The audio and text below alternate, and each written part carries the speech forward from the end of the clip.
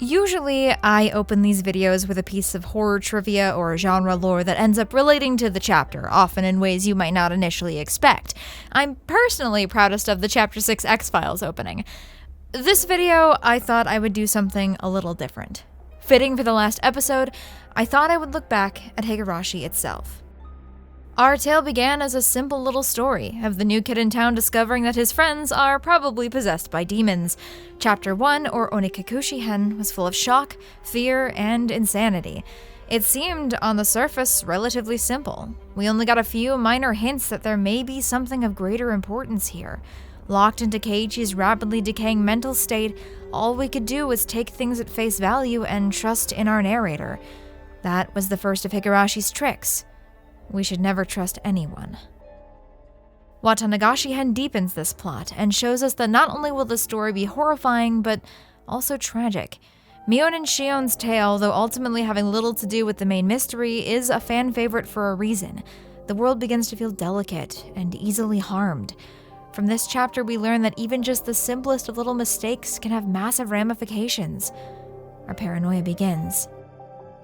Tatarigoroshi-hen kicks us in the balls and takes our lunch money. Up until this point, the nature of the horror, while tinged with the real here and there, has been all about demons and curses and gods. But now we get a real, sad tragedy about child abuse and murder. We feel betrayed by the narrative as it throws us off a cliff and into the deep end. That's not even mentioning having to watch our faithful narrator Keiichi slowly fall into madness before our eyes, and this time, we are allowed to see it for what it is. We can't even trust Keiichi, the one person we thought we could. Finally, we get a chance to surface with Himatsubushi-hen. For the first time, we leave Keiichi's head. We get a different narrator, and we get to see a time that was only discussed in harsh whispers before. Things seem calm, but just like Rika, we know what's going to happen in the future. We know that life in this town is only going to get worse, and then it's going to come to an end, buried beneath layers of concrete. We are not able to catch our breath, no matter how long we tread water. Miyakashi-hen drags us back down to those depths. It is the penultimate of Higurashi's horror, and it pulls no punches. It has the tragedy of Chapter 2, the realness of Chapter 3, and the paranoia of Chapter 1, and it also has one of the best twists of the series. But it is here, in the depths of our insanity, when we have reached L5 of the Hinamizawa syndrome, that one final gut punch is delivered. Almost everything we thought we knew about this story was wrong. The Sonozakis aren't even related to the curse. The curse itself probably isn't real. Not only can we not trust anyone, we can't even trust the facts. And it is here, in the depths of our despair, that we get to Sumi Horoboshi-hen. Once more, another tragedy. Once more pain. Rena's plight seems like another worthless, useless, false solution to the mystery that has beguiled us so. This seems pointless. And yet, as we will soon discover, it's not. Worthless, useless Keiichi does something miraculous. He stops the tragedy. He brings back hope. He tells us that we need to trust in him, trust in the characters, trust that they can achieve their happy ending. We are beginning our treatment. Minagoroshi-hen lets that hope blossom. Not only are we finally getting to the heart of the mystery, but we are finally seeing the light at the end of the tunnel. Rika is succeeding for the first time.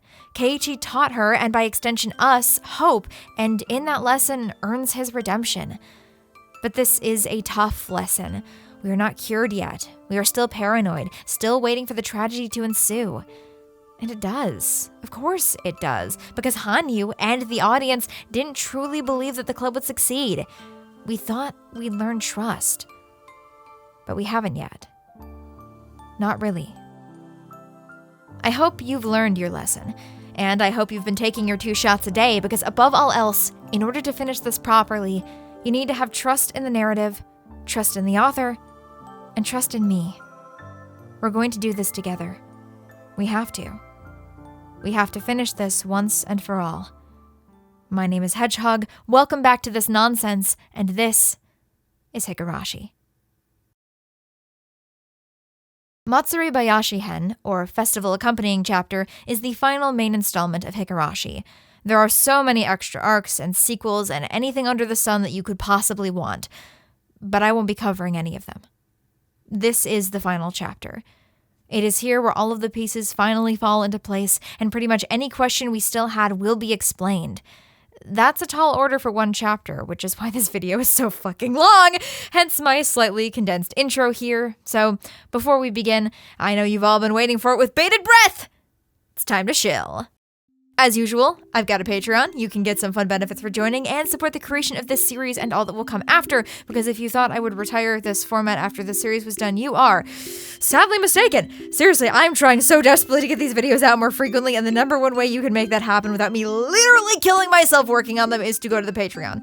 But of course, since these projects are massive, I'm sure many of you are looking for something to take up your time in between, because clearly none of you can get enough of me. Boo, you suck! You know what sucks more? Pain. Like the pain you experience reading Higurashi. I'm an expert in writing about pain. I write audio dramas primarily designed to cause pain. So if that's your thing, I have so many hours of original stories available on Spotify and YouTube and my website. If you do one thing after watching this video, it'd be cool if you give them a shot. Also, in addition, right around this time this video comes out, one of my stories, Das Vidania, is actually going to be featured in the Minnesota Web Fest, which is really cool. There's people from Italy in it too. Which is crazy. So I guess somebody thinks they're kind of good.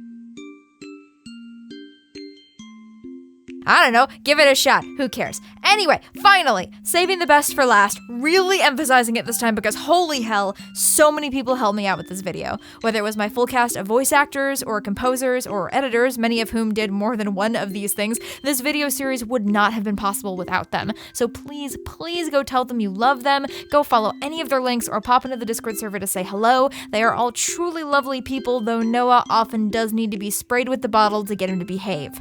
Okay. There we go. I think that's everything. So, now it's time. Feeling nervous? Me too.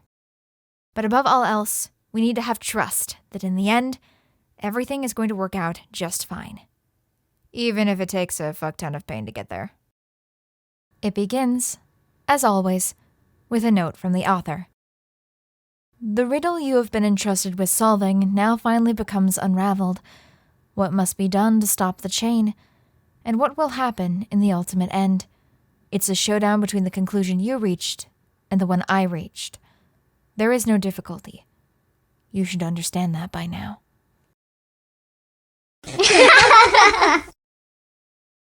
We open in a rather unexpected location. A calm, quiet study. Within, a young girl is helping her grandfather with his research. Grandpa, I'm done sorting them out. He examines the papers and seems to find exactly what he's looking for. These papers posit the existence of parasites that inhabit the frontal lobe, the part of the brain that controls emotion. In fact, this researcher goes further in his hypothesis. He thinks that potentially all ideologies could be caused by parasites in the brain. In order to illustrate this point, he brings up societal taboos and how someone who participates in them is often shunned by his fellow man. So you mean anyone with a different idea is treated like they have a disease? From the way the two are talking, it seems as if this researcher might be facing a lot of opposition to his ideas. Most people assume that such parasites that can influence human thought and emotion simply couldn't exist.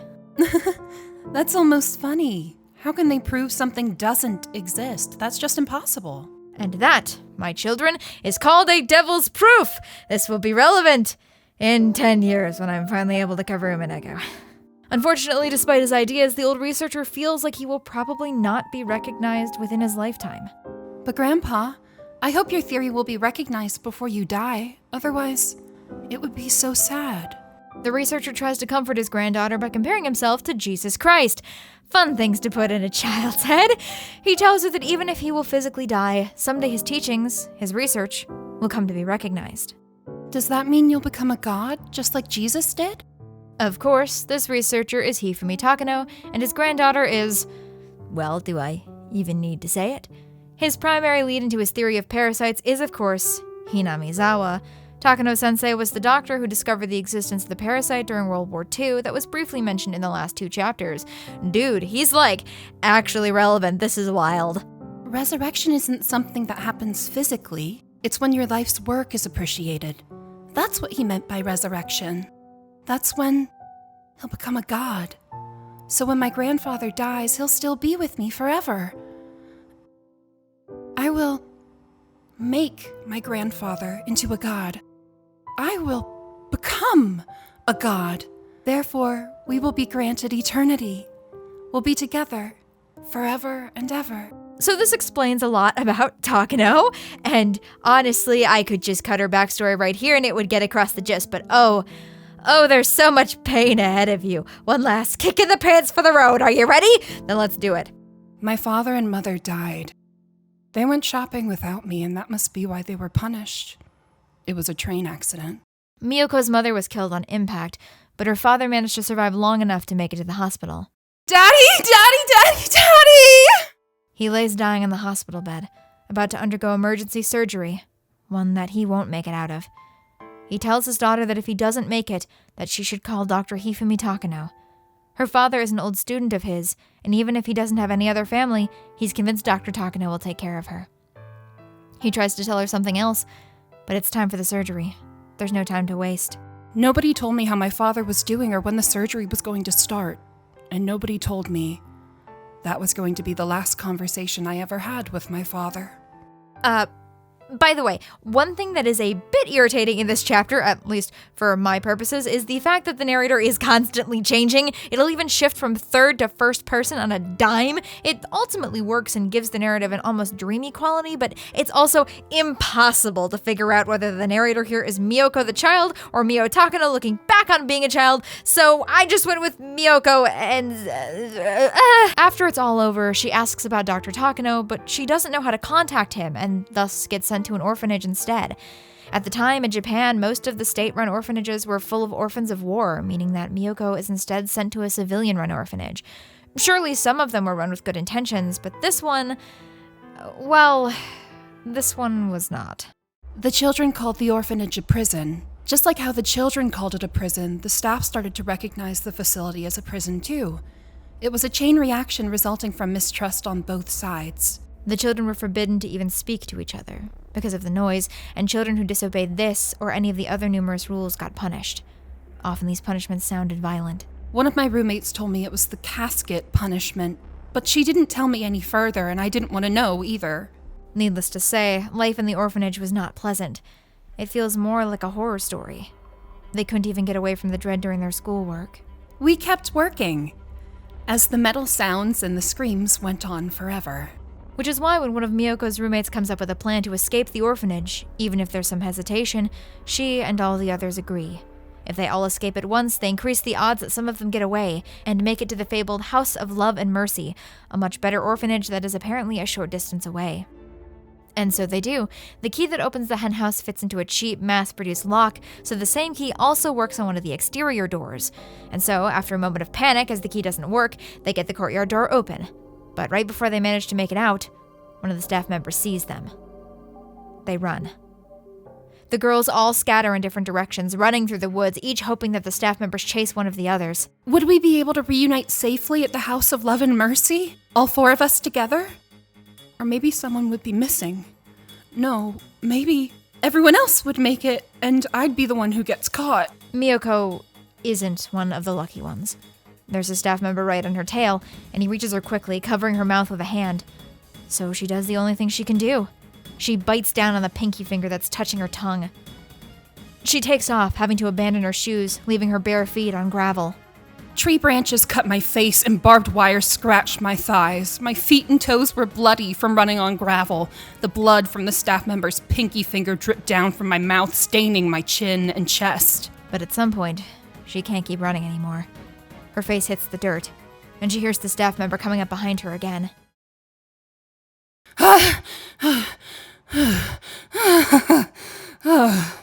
Miyo Takano wakes up in her car, having previously fallen asleep.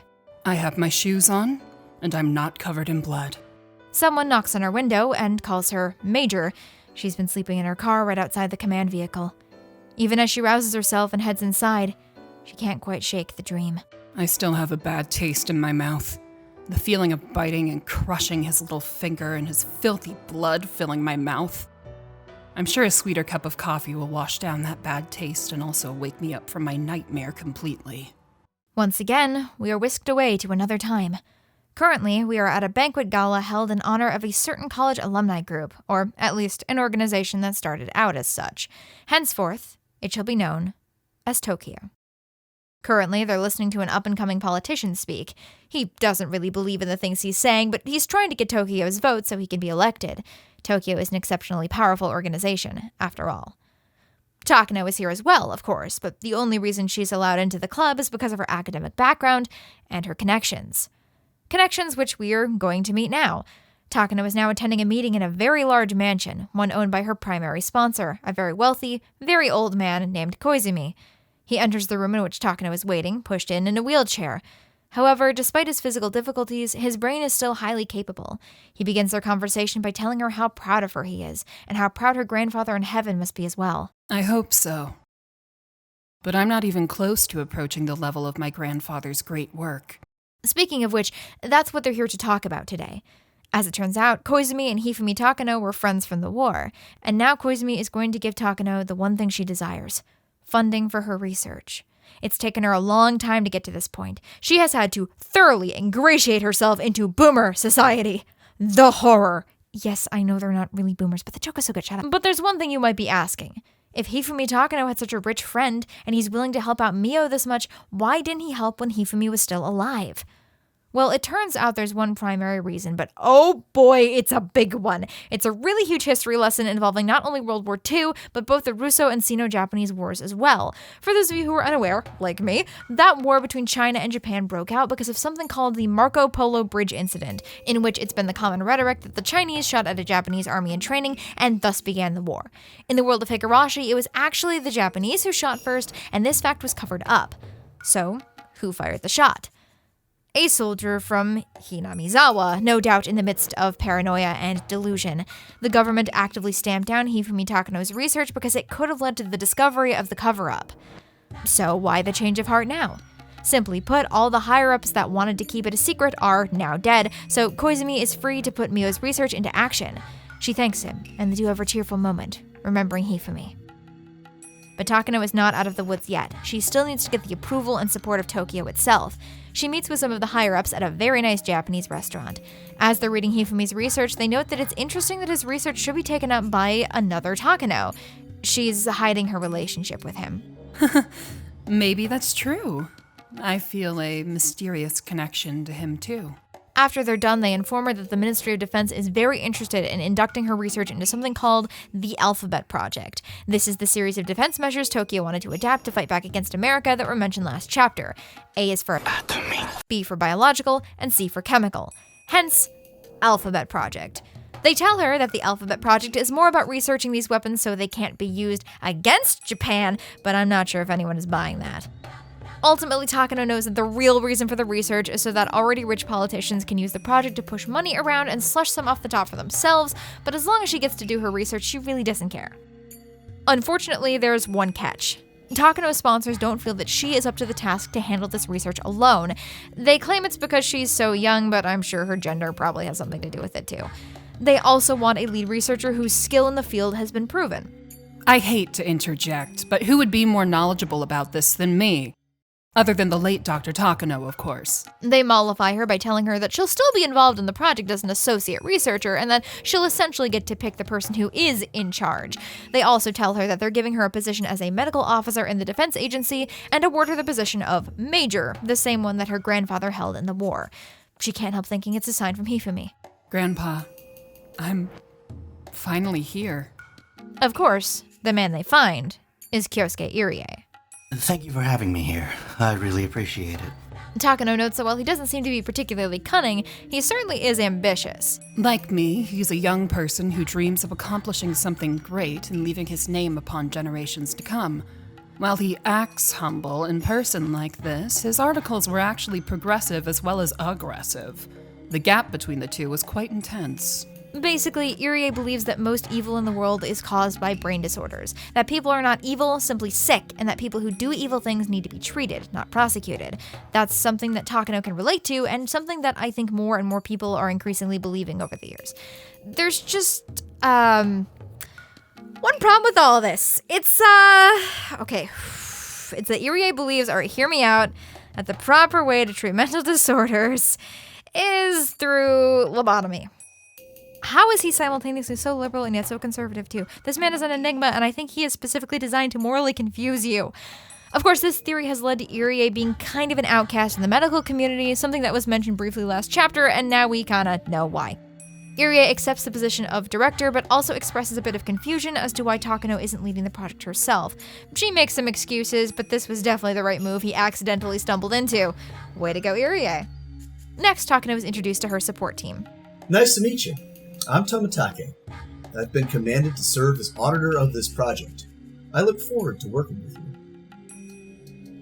I'm Okanogi. Nice to meet you. Okanogi is, of course, the commanding officer for the Mountain Dogs.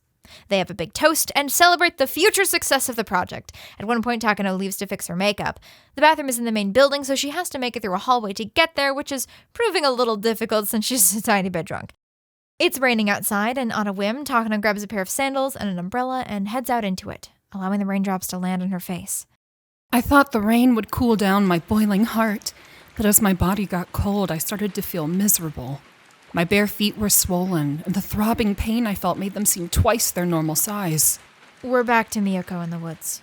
She somehow got away from the orphanage staff, and now she's wandering through the forest in the rain. As she's walking, feeling hungry and cold, she thinks back to her life before the orphanage. The gentle smiles and forgivable selfishness, the sound of my mother cooking breakfast in the morning, the sound of a newspaper being folded. I didn't need anything else. So why was this happening to me? After the train accident, she's rolled nothing but ones. And yes, that's not just me bringing the metaphor back. She does use that terminology herself. We learned that she wasn't on the train with them because she went to a friend's house, so her parents went to the mall without her. She was initially upset because she was collecting the meal flags that come with kids' meals at the mall because she only needed one more to make it to 20, but she slowly became more worried as they didn't come home. Miyoko wonders what happened to her room and all her belongings. Thinking about how unfair life is, she starts crying in frustration. She's lost in the woods, but somehow she finds the strength to continue walking. In fact, she's feeling quite angry at the moment. You stupid god! Why? What have I done to deserve this? I didn't do anything! Thunder roars in the distance, almost like a response. I've gone through enough! More than enough! If this fate of mine was your mistake, then let me be free! Please end my misery and let me be happy again! But if this is, in fact, my fate, and I'm supposed to live this way until the end, then I don't want it! Kill me! Kill me now with your lightning, come on! Kill me ruthlessly, right here and now! But if you fail to kill me, then try turning my destiny around! Miyoko smells something burning, and she is knocked to the ground. Lightning struck, but instead of hitting her, it hit a tree right behind her. God missed. So now he has to fix her life, right? Nothing happens, however, so eventually Miyoko is forced to keep walking. But wait, she sees something. A fluorescent light. She's made it to a road. She sees another light in the distance. This time it turns out to be a phone booth. She wrenches the door open and takes shelter in there from the rain. She knows that she can't stay there for long, but she can no longer will herself to move. Miraculously, Miyoko spots an abandoned 10-yen coin on the ground. It'll only give her a few seconds, but she might be able to call someone. She is convinced that it is guidance from God. In fact, it seems he's taunting her, daring her to call the right person with her one shot. But who can she call? And then, with one final boom of thunder, she remembers something. She didn't know his phone number before, but now she remembers that just before he died, her father did, in fact, tell her the phone number. The phone number to call Hifumi Takano. At that point, I decided to kill myself if it didn't work out. So there's a lot riding on this. She dials the number and waits with bated breath. Finally, someone picks up the phone. Someone claiming to be Hifumi Takano. She explains who she is, and that her parents are dead. But all of this takes too long. She hasn't been able to tell him where she is or anything else, and she feels in her soul that she only has one more sentence left before the call disconnects. Help me! And the phone goes dead. She can only hope that he even heard part of what she said. But she has to believe. Believe that she can trust him. Believe that he'll come save her, no matter how long she has to wait. She decides to still try to make it to the House of Love and Mercy, as they'll let her call him from there, no doubt. So she begins walking again. She doesn't know how long she's been walking when a car comes up behind her. And unfortunately, it turns out to be the one person she doesn't want to run into. It's a staff member. They tackle her and take her back to the orphanage, where she will inevitably get punished. But she has to live. She has to live long enough for Hifumi to come find her. Once they get back to the orphanage, instead of taking her back to her room, they take her to a storage room, where she hears the sound of a shower running, and of metal objects crashing into each other. Inside, 2 staff members are hitting a rolled-up mat with bamboo swords. She doesn't say as much, but there's obviously a child inside. It doesn't look like most, if any, of her friends made it. I was scared. I didn't want to die. I wanted to live. I knew that Dr. Takano would show up to save me. That was why I had to live, and submit myself to the fear. They continue their jaunt, running past a couple more scenes of abuse that Miyoko describes very oddly, and then she sees something in the henhouse. Something with Eriko's hair. Something the narration refuses to describe to us. I'm sorry. I'll never do it again. I'll do everything you tell me to do. I promise, I really do. Please spare me. No, that hurts. No.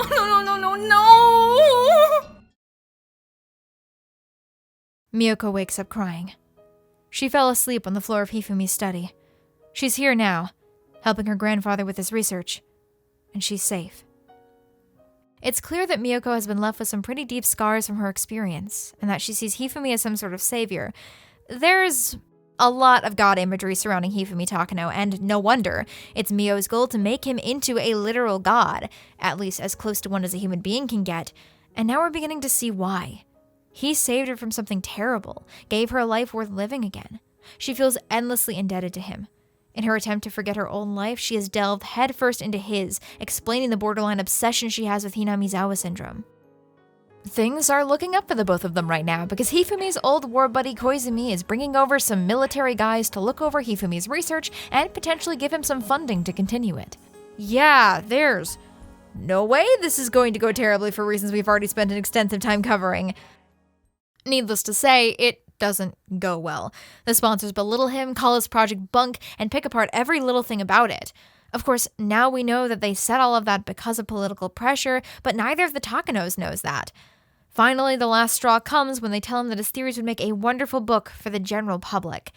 That's like telling him directly that there's no real science behind his theories. Yikes, man. They lazily hand him back his article, and it ends up on the floor. The sponsors step on it without a second thought. Don't step on it! Miyo has jumped into action, grabbing at one of the man's legs and desperately trying to pry him off of the paper. Grandpa worked so hard on it. Don't step on it! I'm telling you not to step on my grandpa's article! She screams, but Hifumi pulls her off, and they continue to step over them as they leave the office. So, basically, Hifumi's life work is kind of over. Hifumi tells Miyoko to leave the room, and when she does, she hears him crying on the other side of the door. But Miyo, as we've seen before, is a fighter. She's not going to let this get to her, and she feels as if she owes Hifumi the world. Grandfather saved me. He gave me back my rights. The right to walk, the right to stand up, the right to speak, and the right to think. I vowed that if his heart failed, I'd rip my heart out and give it to him. I now know what I'm supposed to do with this new life as Miyo Takano.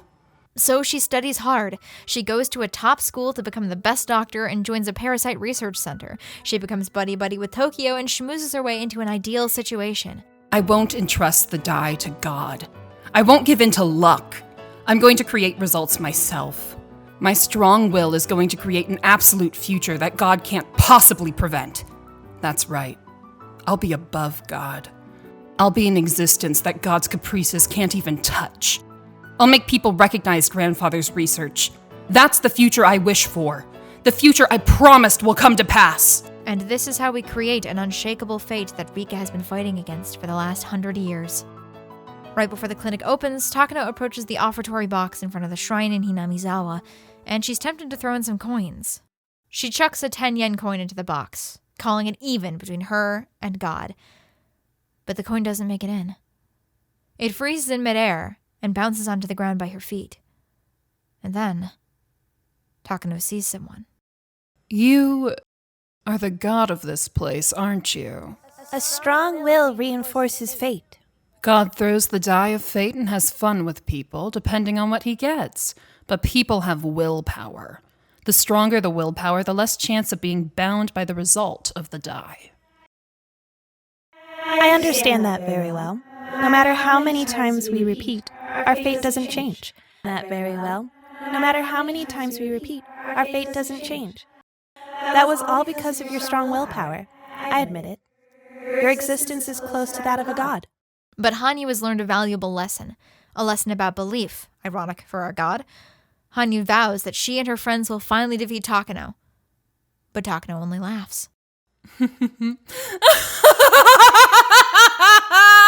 Stupid little god. I'll show you. I'll drag you down from your pedestal. So, finally we have the entire reason why Takano is doing this. Why she has such a strong conviction. She is not a power-hungry maniac, but instead a determined woman trying to set right the wrongs done to her and her grandfather by what she perceives as God. In many other stories viewed from different angles, Takano might be a hero. She certainly is to herself. Takano is one of the best kinds of complicated villains because she firmly believes that she is in the right. She does not see herself as a villain, even when it comes down to killing children. But, of course, even if her methods are awful, Takano is undeniably an incredibly sympathetic character. She's been through hell and back, and the only thing she wants is for her grandfather's research to be recognized. Her motivation starts off as entirely selfless. The problem lies in how she handles her situation as things go on. We'll see much more of that in just a minute. Takano's priorities slip from this magnanimous goal of science and learning to killing a child so that you can kill an entire village of people just to prove a point. Takano is driven to an utterly absurd degree. This in itself is admirable. But just as this drive can be used for good, she is ultimately working to cure Hinamizawa syndrome, even if that bit isn't really important to her, it can be just as easily twisted. Drive becomes stubbornness, and you could argue that what really makes Takano a villain is how she loses sight of her actual goal and stoops to doing horrendous things in order to achieve it. I could talk for hours about the complexities of Miyo Takano, but we inevitably will again later, so let's get on to the part you've all been waiting for. It's finally time to fill in a bunch of the blanks and solve this mystery once and for all.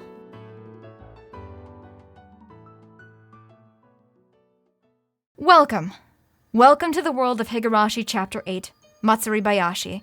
In this world, you will be able to recreate the story from Hanyu's point of view. However, Takano's conviction is very strong. To overturn it, you will need a lot of effort and a lot of fragments. The June 1983 created by Takano is nearly indomitable. In other words, a miracle is the only way forward. A miracle happens only when everyone combines their strength. And you are one of them. Are you ready? Wait. Holy shit, do we have gameplay elements in my Higurashi? Absolutely amazing. I almost pissed myself when I got to this point because it's so simple, yet so good and so cool. Okay, so let me break down very briefly how this works. What you see in front of you are a bunch of fragments. Many of them have requirements in order to view them. Your job is to put them together in the correct order. Or at least a correct order. There are several ways you can go about this. Each fragment is a little hint about which fragment will unlock it, and it's usually something that was mentioned within the fragment. It's super cool and surprisingly complex. I literally spent way too much time documenting my journey through this segment by making a text document illustrating how all the fragments connect together. Look at it! It serves no purpose, but isn't it pretty? However, even if there are many correct orders, there is only one correct order. So what happens if you nail it without making any mistakes? Well, see, I was gonna do like a whole bit where I say that nothing at all happens and that the screen is gonna glitch and play the scene, but then I realized that said scene is actually just kind of a joke ending where Miyako never becomes Miyo, so I don't know. You can only get that scene on your second go-around, so it's not necessarily worth it, I think. We're still going to go through it in the pre-prescribed order because I think it probably makes the story make the most sense. Although, one more time, for the people in the back, this section is honestly one of the most fun in the game. It truly makes you feel involved, like you're the detective that has to put the pieces together, that you have just as vital a role in this story as the characters. Please, I have given you everything you need. Even if it's just the very last chapter, buy it from Steam, download it, and play through this section. Me just going through everything in order is definitely going to make it lose some of its charm. So please. Anyway, for those who never listen to me, let's begin. Our story starts with the dam construction. We open with a scene of government officials trying to explain to the Hinamizawa residents why the dam will be built. Needless to say, they are not taking it well. Anger is a necessary emotion for humans. However, anger like this, that goes far beyond normal, makes people forget their purpose. Such emotions are very painful, sad, and difficult to endure. I can clearly see the villagers who live alongside us turning into demons. Hanyu is obviously here, watching. These fragments are nominally from her perspective after all. She is, as usual, frustrated that her voice isn't reaching the people of Hinamizawa. But wait, here we actually get to see the moment. That first moment where Satoko's stepfather stands up to Oryou. And we see here that that's clearly what he's doing. Both get very angry and say some nasty things, but in this scenario, the Sonozaki family and the rest of the village are clearly the aggressors. From this day onward, the Houjou family and the Sonozaki family will wage a feud against each other. This marks the beginning of Sotoko and Satoshi's lives of tremendous hardship. Right after this, we get to see a shopping trip with Rika and Satoko and view firsthand how they are treated very differently by the villagers. What has Satoko done? Reality is just too cruel. Now we cut over to the clinic, because yes, the Irie clinic has just opened its doors right around this time. Tomitake is in town for the quarterly meeting, and he, Takano, and Irie are discussing the dam conflict. So what's going on with the dam construction? Are they really going to submerge this village? Tokyo's applying their pressure to the situation too. Things might seem clamorous on the surface, but in truth, the supporters behind it are wavering rather hard. I've heard a rumor from Tokyo that you're having problems finding a way to pressure the Minister of Construction. Is that true? Oh, I'm not sure, but I've heard myself that they are having a little problem with some of the details. However, Tomitake assures both of them that the situation will be taken care of. The dam project will be stopped, so even if the villagers had a lot to do with the halting of the project, they had powerful backers that not even the Sonozaki family knew they had. In fact, it looks like we might have found our culprits for the kidnapping of the minister's grandson. Most definitely, this time. We use that intro to transition into learning a little more about Tomitake. He's currently out taking pictures with Takano. I think I've become captivated by her. And he's fallen in love with her. Next! Okay, now we've got to slow down a little bit though, because it's time to learn about Irie, and holy hell, we've waited a while for this one, haven't we? He is, of course, the director of the clinic, but he fully understands that it's really Takano who is in control.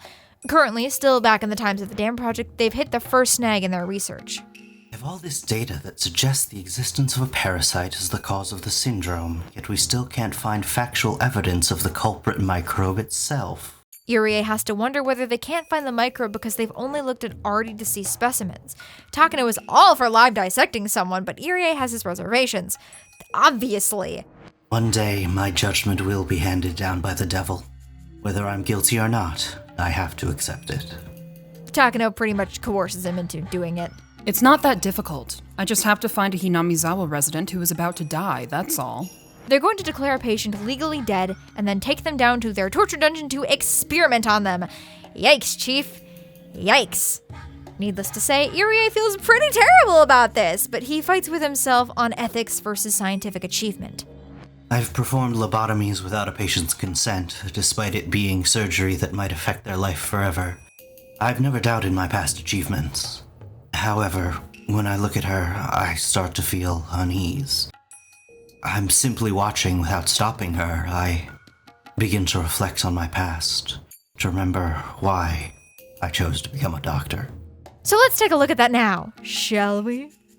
Little baby Kyousuke always wanted to be a doctor, ever since he was little. So he worked and studied hard for it and eventually got into medical school. Even though they are very poor, his family throws a big celebration to congratulate him. My father didn't express his emotions much. That's why I was so surprised to see him shedding tears of joy, and I cried along with him. Irie's initial dream was to go to school in Tokyo and then come back to open a local clinic. But then something happens. He gets a letter from his mother that says his father has become very violent lately, which surprises Irie. He questions her about it, but apparently there's no real reason for the change. Before he even gets a chance to go home for winter break to ask his father about it, his mother shows up at his apartment with some luggage.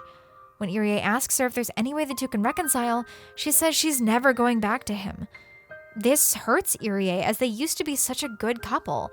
From what the two of them hear of his father, he becomes more and more violent and eventually gets beaten to death by some punks he picked a fight with. Everyone in the family is simply puzzled by this sudden change, but upon questioning them, Irie does find something interesting. He started complaining about headaches right after he experienced a work-related injury. Irie asks one of his professors about it, and he agrees that it's very possible his father suffered some sort of brain damage from the accident. In other words, my father wasn't crazy. He was suffering from a disorder. You don't complain to a person who's coughing because he has a cold. In my father's case, the symptoms weren't as obvious as a cough. But this is back in, probably the 70s. No one in his family believes him when he tries to use mental illness to explain his father's change in behavior. Even his own mother's final words to him are, "Don't bury me next to that man." And thus, Irie begins his journey down the path of studying brains. So after that unexpected trauma, let's cut away to something equally unpleasant. The priest of the Furude Shrine, Rika's father, sits down with his family one night to discuss Rika's participation in the clinic's research. She's the queen carrier, after all, so she's a pretty valuable test subject. Rika's mother is very against this, but Rika herself interjects. I don't mind. If Satoko can be saved, I don't mind being a sacrifice. I really don't. And then she goes to bed. Guess that's that. Meanwhile, Takano is in a big meeting discussing putting the plan in place to gas the whole village should Rika die.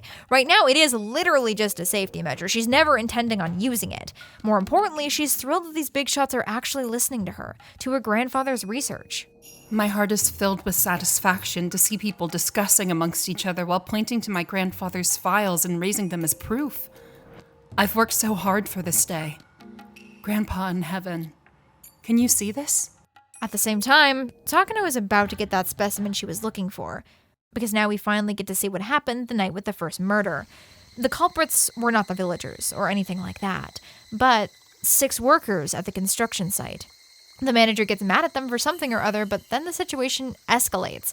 It's almost as if the manager becomes a demon. The construction workers kill him in self-defense, but one of the culprits is also at the L5 stage. He's the one who suggests they split the body up and bury the parts separately. And they wonder if the demon isn't dead after all. Of course, the Irie clinic quickly gets their hands on that L5 patient. Afterwards, Oishi examines the body of his victim. Of course, if we remember, the damn construction site manager was a really good friend of Oishi's. I don't know what to say. I want to say something, but I can't think of the right words. I can only sigh. Ah, Oishi-san! I've been looking for you! The section manager asked me about the wanted poster. So clearly, Oishi isn't just mourning, he's already looking for the criminals who did this. Oishi tells us how right after World War II, when the nation was experiencing unprecedented levels of poverty, people were having to smuggle rice because the rations the government gave them weren't enough. Oishi was already a police officer then, but he admits that if they dropped the rice, he would often let them get away. On the day he met the old man, he was chasing someone who didn't drop the rice. But then the old man showed up, looking exactly like Oishi's deceased father, and socked him in the head. When I think about it, I really did have 2 fathers. The old man was a father, a brother, and my best friend. Of course, Oishi swears to get revenge for his dead friend. And he already knows who did it. The Sonozaki family. I declare war within myself. I already know who my enemy is. Next, we cut back to the clinic. There's going to be a lot of cutting back to the clinic in these fragments. They found a live specimen, one that's a terminal case. Of course, Takano is referring to the culprit of the first murder, the one that went missing. He's the first sacrifice. They're going to live dissect him to see if they can finally see the parasite. So now we know why he went missing and why they never found the arm. And as we can see, Irie is already having some second thoughts about this whole thing. This continues into the aftermath. The experiments with Rika are going well, but in order to really get more info, they need to perform something a little more invasive. I would like to ask for your permission to collect her cerebrospinal fluid. Also, there's a chance we'll have to drill a hole in her skull to examine the inside of her head. Irie, you don't have the best bedside manner, do you? Of course, Rika has already agreed, but her father hesitates a little. Irie and Takano reassure him that this is absolutely vital, and he promises he'll talk to his wife. After he and Rika leave, Takano starts laughing. Apparently, she finds it amusing asking the patient and her parents. Irie responds that it's just common courtesy. Are you being tormented with guilt ever since you started your research here? You can only research Hinamizawa syndrome by using living beings. You feel guilty continuing your work because of that. Those guilty feelings are a necessity. Whether it's a murder or dissection, the fact that you're taking someone's life is the same. Then, Dr. Irie, how many times have you gotten consent before you cut into people's brains? So now we can see how Takano's personality is starting to twist. She and Irie are obviously conflicting because Irie is starting to see himself in Takano and regretting it. He is becoming softer while she is becoming harder. Takano is so single-mindedly driven that she's not even seeing the living beings they're experimenting on as people. Listen, boy. What you want is the stamp of forgiveness known as prior consent, right? If you regretted what you've done, then you'd never get involved with brains again. Yet you're dragging regrets behind you as you continue to deal with brains, guilty all the while. Okay, on the one hand, she's a fucking psycho. On the other, she's got a point. Irie is trying to become a good person, but he is inherently not one. Because as we've already seen, the things he's doing for the greater good are already pretty bad. But, okay, we've been following the adults for a while now. Obviously, their side of the story is primarily what we need to fill in the blanks, and it's been absolutely fascinating to see this tale from an adult perspective, but there's one other element that we were never quite able to get to grips with. Satoshi. I swear, Noah has been sobbing for the last 2 chapters thinking I just don't like him anymore, when literally Satoshi has just not appeared at all. Satoko? Satoko? And now to not give him any more lines for the rest of the script, smile. Satoshi has followed Satoko up to her hideaway in the mountains. She doesn't want to go out to dinner with her family because she is still incredibly distrustful of her new stepfather. He threw an ashtray at me. He locked me out on the veranda. He didn't feed me lunch. She isn't talking about our current stepfather. Things about all of our different stepfathers have mixed themselves up in her head. So if those are things she's experienced with the previous go-arounds, you can see why she's overly cautious. In any normal scenario. Here, of course, we can see that she's already expressing symptoms of Hinamizawa syndrome. This stepfather is different, though. He was initially a little sharp with her, but after she called the abuse hotline, he's genuinely been attempting to be a better father to her. But Satoko completely refuses to even try. It's understandable, though. Her childhood has been filled with misery. Satoko can only open up to me. Finally, Satoshi persuades her to go home with him, and she takes his hand. Meanwhile, Satoko is really not doing well. If I was to look down a cliff, and if no one was around, my mother and father would push me off for sure. She thinks they hate her, because a woman with children finds it difficult to get remarried, which was important back then, and especially with a somewhat difficult child like Satoko. I'll live. I am going to strike back. I'll kill before I get killed. I'm sorry. I'm sorry. I'm sorry. I'm sorry. Next, we get Irie's perspective on the Houjou siblings. They act as his first real step into becoming part of the village. He finds he's grown to care about them, especially Satoshi, and getting him involved in baseball is his genuine attempt to provide a space for Satoshi outside of his home life. He hopes that since their parents are now dead, yes, we just did a massive time skip, but we'll get back to that in a second, they'll be moved to a nicer home environment. But we all know that's not going to happen. After the incident that killed their parents, Satoko has apparently been staying at the hospital, since she was there to witness the whole thing. Pretty traumatizing. However, Takano and Irie quickly discover that she's definitely got Hinamizawa syndrome, and Takano is already preparing to dissect her. Don't worry. Everything is already taken care of. Is it just her who's smiling? Am I smiling like her too?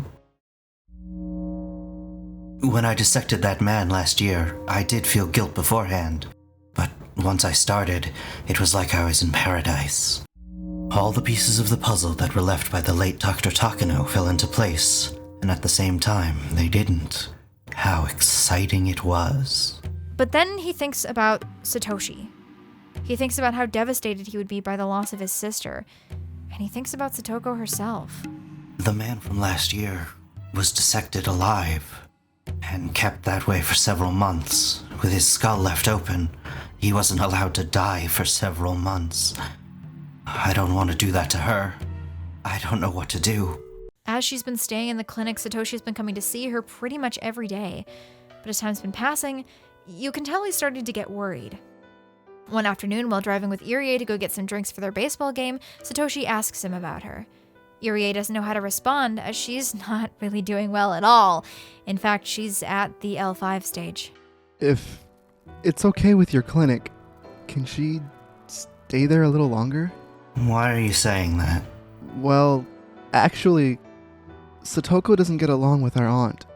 I've told my aunt about Satoko's situation, but she just can't understand. I think you're a great big brother, Satoshi-kun. You're the one and only relative Satoko-chan has left now. Right, I'd feel that way too. Of course, Irie agrees to keep her a little longer, but that's really what he was planning to do anyway. Hey, at least she's got Satoshi's approval now too, so that's great. That'll help me too. If Satoko stays in the clinic a little longer, then I can relax as well. What do you mean? As soon as Satoko comes back, I know she'll get into fights with my aunt again. Then it's back to those days of constant fighting and screaming again. Irie does not miss that almost hint of irritation in his tone. Satoshi is a good older brother, it's true, but we see here a little more than we've seen in any of the previous chapters that Satoko is a really difficult little sister. No doubt having to cover for her, to take care of her, even when she's being difficult, even when she might just slightly be in the wrong in certain scenarios, it's gotta be taking its toll on him. But when I think like that, I hate myself. So, I hate this. I genuinely hate how Ryuugu has once again so effectively turned this story around by showing us another perspective. It's so unbelievably fun to slowly understand how complicated the situation is now. We've been seeing Satoko's perspective since the beginning, we got a tiny hint of Teppei's last chapter, and now we're seeing Satoshi's. And that's the one that complicates things. As the big brother stuck in the middle, he is in such an unfair spot. Again, when we look at things from his angle, Satoko is difficult. She gets into fights when she doesn't need to, she's needlessly rude, and he always has to get involved to protect her, like a big brother should. And it's honestly not fair of her to be putting him in these situations. But she's also a child, a traumatized, sick child. She cannot even comprehend how her actions might be impacting Satoshi. She will only start to realize it later. It's not her fault, so he can't be mad at her, and yet he does get a little mad at her despite that, justifiably so. But those thoughts cause him to hate himself. Yeah, you, might be starting to see why Satoshi went just a little bit fucking crazy at the end, huh? But we'll get to that a little later. Meanwhile, Irie is still planning her dissection. I don't want Satoshi-kun to be sad. I feel pity for Satoko-chan and her harsh circumstances. I'm still struggling with how much I have to sacrifice for the sake of research. One day, while Rika is at the clinic, she asks Irie about Satoko, and he confesses that she does indeed have Hinamizawa syndrome. Rika asks if they can test some of the medicine they produce from Rika's tests on her, but Irie says it's too dangerous. Then, if you won't try that medicine, what will happen to Satoko? He doesn't say, but he figures she's guessed. Rika gently pushes him to try the medicine on her, and after some hesitation, he agrees. Her dissection is cancelled, but Irie is still nervous about its efficacy. I know it'll work. It's already decided. Go for it! Yay! Listen, Bunny never got to say the line, so I had to slip one in there. Of course, making things complicated is the fact that Oishi has been showing up to the clinic nearly every day to try to talk to Satoko. Irie confronts him, asking him point blank what he wants with her. Of course, Oishi beats around the bush like he always does, especially after Irie calls the incident an accident. Well, we could call it an accident, but if that was the case, there are some things which just don't make sense. Why lie? What lies? According to Satoko, Hojo-san's statement, her parents asked her to come with them to the viewing platform, but she was sleepy, so she didn't get out of the car. Then she fell asleep and woke up after a while. She became concerned because her parents hadn't come back and started to cry. One of the park workers noticed her crying and talked to her. And at the time, guess what? According to the park worker's testimony, She was the one who first said her parents had fallen off the cliff. Of course, how would she know her parents had fallen if she was in the car? Irie realizes something. I'd assume that her parents' accident triggered her terminal symptoms. But no. Satoko-chan had already gone terminal, and just before the accident, her heart was filled with paranoia that drove her mad. So, I'm sure that some of you have been suspecting this for a pretty long time, so I'm just going to say it straight out. The Houjou couple's death was no accident.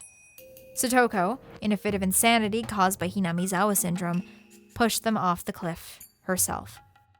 This accident isn't an accident. It isn't a crime either, like Oishi is thinking. It's simply a tragedy. Of course, Satoko wasn't entirely responsible for her actions at the time. Most people are not going to consider her a culprit in a murder. I know I certainly don't. Like Irie says, it's simply a tragedy. Of course, the experiment goes well. The medicine works. Takano seems a little disappointed that they didn't get to dissect her, but progress is progress. I have nothing against Satoko Houjou.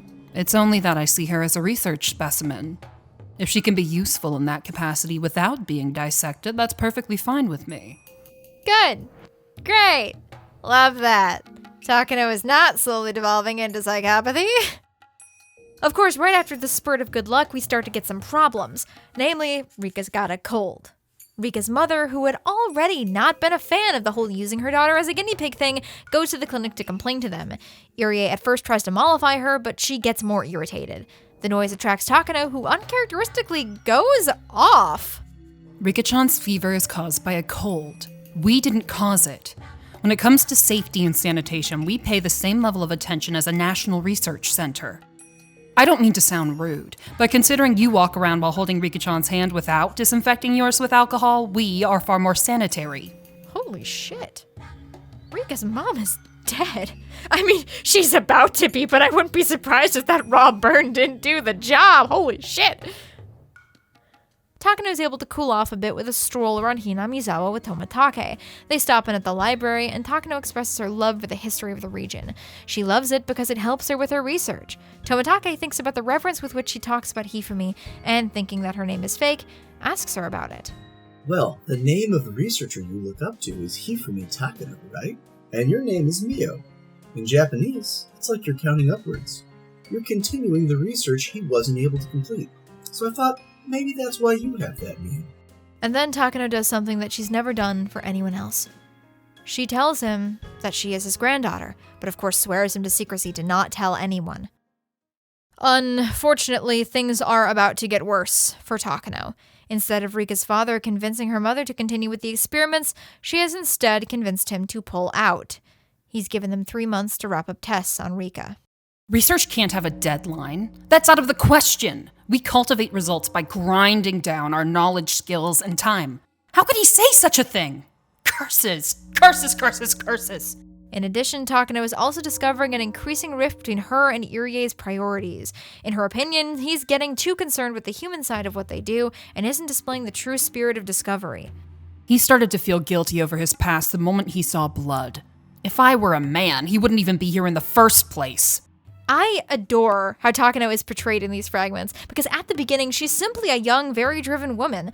But the changes in her personality, the hardening of it, the growing obsession with her results, regardless of the human cost, creep up so slowly and gradually that you don't really notice them until it's pointed out. She's slowly losing it. And you get the feeling as more and more things start to go wrong, she's going to get closer and closer to breaking. Takano goes on to blame everyone for this state of events. Irie, Rika's mother, herself, and she tries to think of someone who can help her. Koizumi would be disappointed if she couldn't sort out this one simple thing by herself, and she doesn't want to call Tokyo headquarters. But then she thinks of something. Someone she's never called on before. What a difficult situation. Of course it's this fucker. We're going to be seeing a lot more of him this chapter. The mountain dogs will take care of it. Just give us a little time and we'll do a clean job. We'll make sure the police won't get involved. We need a little time to prep, but it won't be difficult. Takano is shocked that worked. Of course, she's a little hesitant when she realizes that they're going to handle the situation by killing her, but she quickly becomes giddy as she realizes how easy that was to take care of. How easily I can get rid of that annoying mother. All I have to do is give an order. I feel grateful to Koizumi-sensei for giving me such terrific subordinates. What a wonderful power he has given me. So, yeah, it's clearly not a great idea to give the mentally unstable, obsessed individual access to a personal army, but I'm sure we'll be fine. And, of course, having it happen on the day of Watanagashi strokes Takano's god complex. Jesus Christ, we're really swimming in the deep end now. Rika's father falls ill at the festival and dies, and shortly thereafter his wife commits suicide by jumping into the swamp, all really orchestrated by the mountain dogs. I'm sure you've started to realize that any theory you might have had about the connections between the murders were entirely false, if you hadn't already. Because Ryukishi plays such a good trick on us. The murders are, of course, connected. The Irie clinic has its hands in each case in some way, shape, or form, even if it is only to make some already existing culprits disappear. But besides that, each case is truly its own separate crime. The construction site manager was killed in self-defense after he came down with L5 symptoms, Satoko's parents were pushed off a cliff by their very sick child, and Rika's parents were directly killed by the mountain dogs. Each is an incredibly different crime, but because several small coincidences made them look like a conspiracy, it's hard to think around that thought process. Oishi doesn't help, of course, but it's not entirely his fault. The most clever thing about it is that ultimately it is a conspiracy, but the actual conspiracy is involved in ways you'd never expect. It's an answer that is absolutely unexpected, but is still satisfying because it meets your expectations in a wholly unexpected way. Anyway, there's one perspective we've been missing a lot in these fragments, so let's talk about the club. It hasn't formed yet. It's about to. School is the children's world. The values of grown-ups don't apply. In the children's world, children decide the rules. That's why, as a representative for the children here, I vow that I will never let any irrational rules come into our world. Irrational here meaning no harassing the Houjous. Thank you, Mion. Sorry, what? I just want to thank you for being so concerned about Satoko. Mion tries to shrug it off. It's her family that's causing the Houjous all this grief in the first place, so it's the least she can do. She also expresses her concern at even approaching her at all for fear of making things worse. I can't make Satoko smile again by myself. I need someone like you to help me. Are you sure Satoko won't feel bothered by me? She may at first, but I'll be with you. I'll be with you, Mion. So she'll open up right away. Mion suggests that they do something after school. Their aunt might be upset if they're home late after just hanging out with friends, so Mion suggests starting a club. They decide on playing board games to keep their clothes clean, and that's that. However, as they're talking, Satoshi has one more question for Mion. I am looking for a part-time job. I thought if I could get her a nice birthday present, that might make her feel better. And here's where it begins. But wait, even if Keiichi doesn't show up for another year, aren't we still missing someone? The strange medicine that I can hardly remember was a capsule. Or maybe it was an oval tablet. It was so red. It must have been a capsule. We review what we learned in Chapter 6 about Rena, how her mother dragged her father away to Ibaraki and then left him, Rena's subsequent guilt and breakdown, and the emergence of what we now know are the symptoms of Hinamizawa syndrome. Even after I turned the whole house upside down, I still couldn't calm my anger. Where does my anger gather?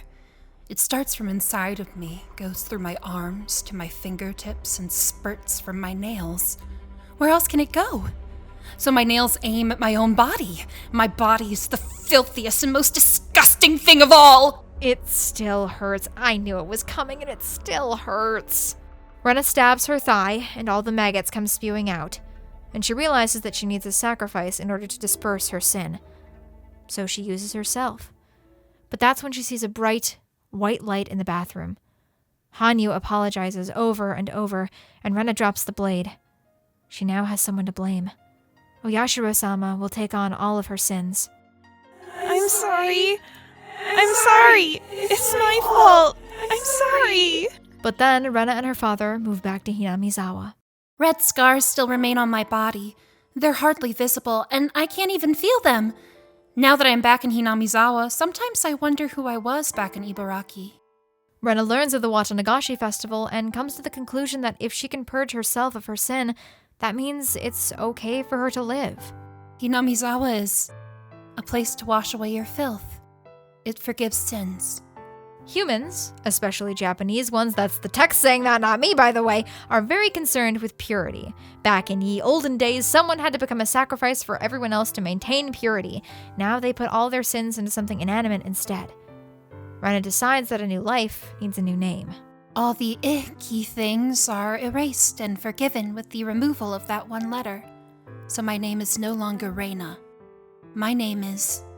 Unfortunately, things are not going so well for everyone. My harsh and brutal days are still continuing without end.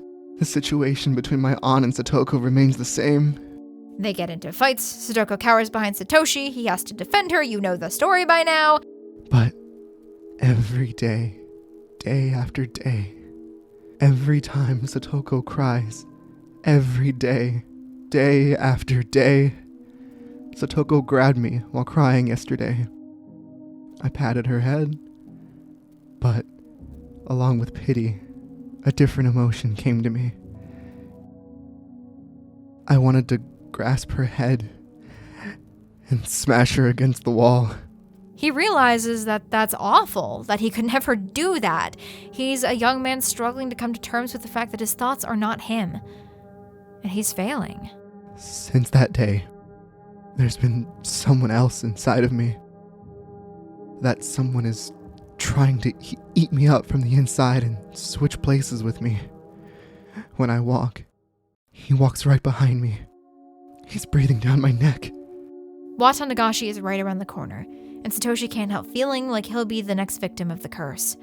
However, before he can get too deep into his own thoughts, someone interrupts him. It's Rena. She asks him if he's okay, and after a little prodding gets him to confess that he feels like someone is following him. Footsteps? Following you?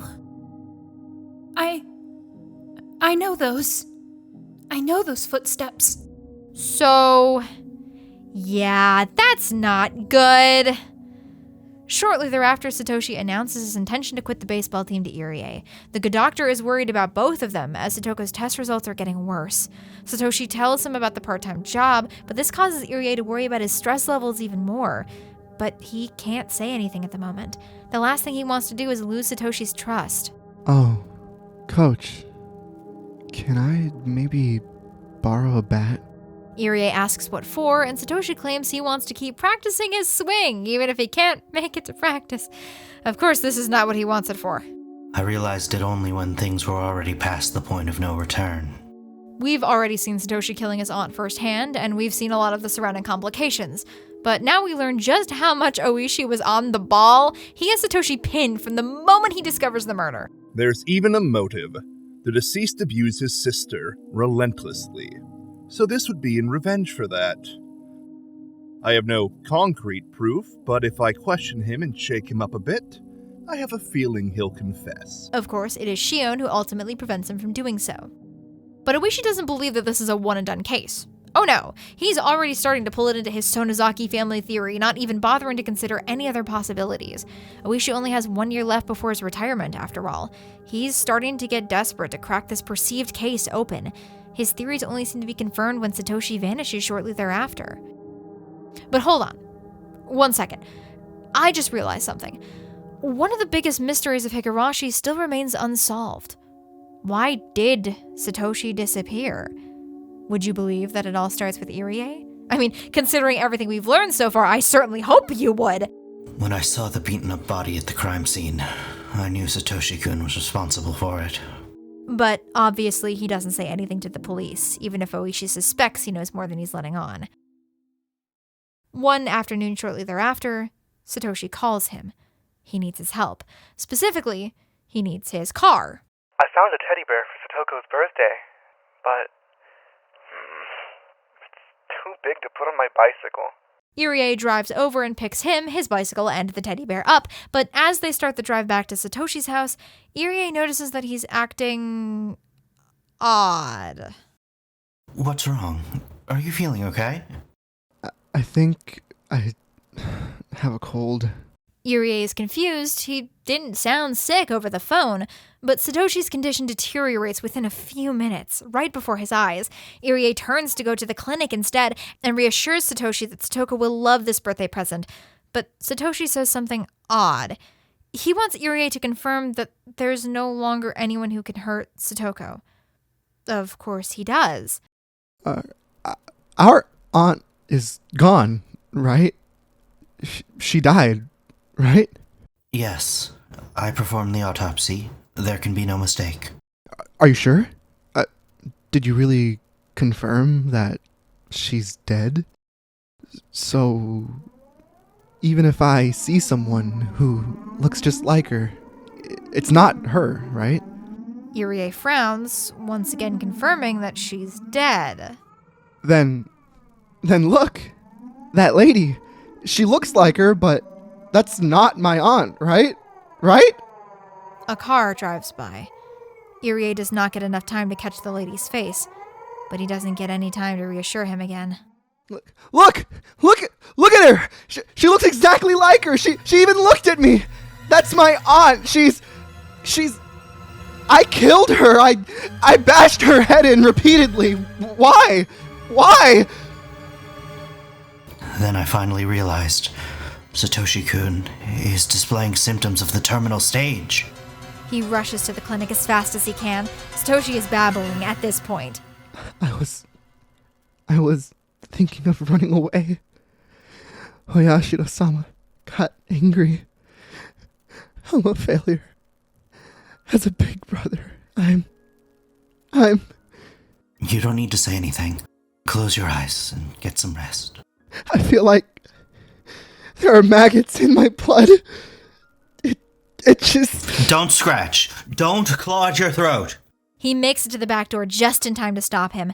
The last thing Satoshi asks him before he passes out is to take care of Satoko.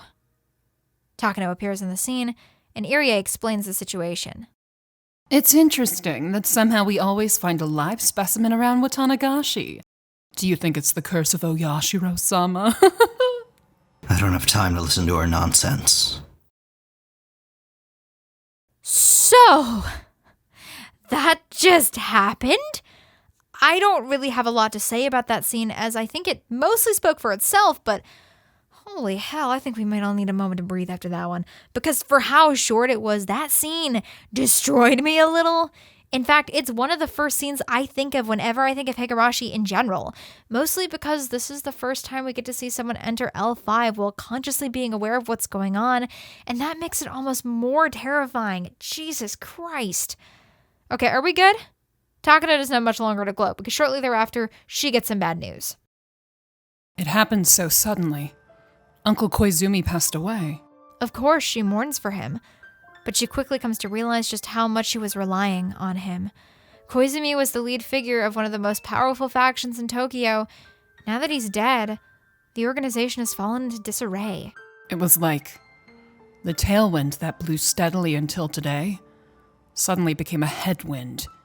So strong, so cold, so sad. Everything turns against her all at once. The new factions in power want to shift Tokyo's focus. Old projects like weapons research are embarrassing. They want to make a scapegoat to let everyone know that they are now in charge. And the project chosen happens to be Takano's. The suits come in, tell the clinic to immediately stop all research into weaponizing Hinamizawa syndrome and to destroy all compounds they've made so far. They also say that they are winding down research, period. Irie objects to this, and they give him a 3-year grace period to fully cure the parasite. But to Takano, it doesn't matter whether research shuts down in 3 years or tomorrow. They've been made to cure the disease in utter secrecy. In other words, it will be as though Hinamizawa syndrome never existed. So my grandfather's name will never be revered by anyone.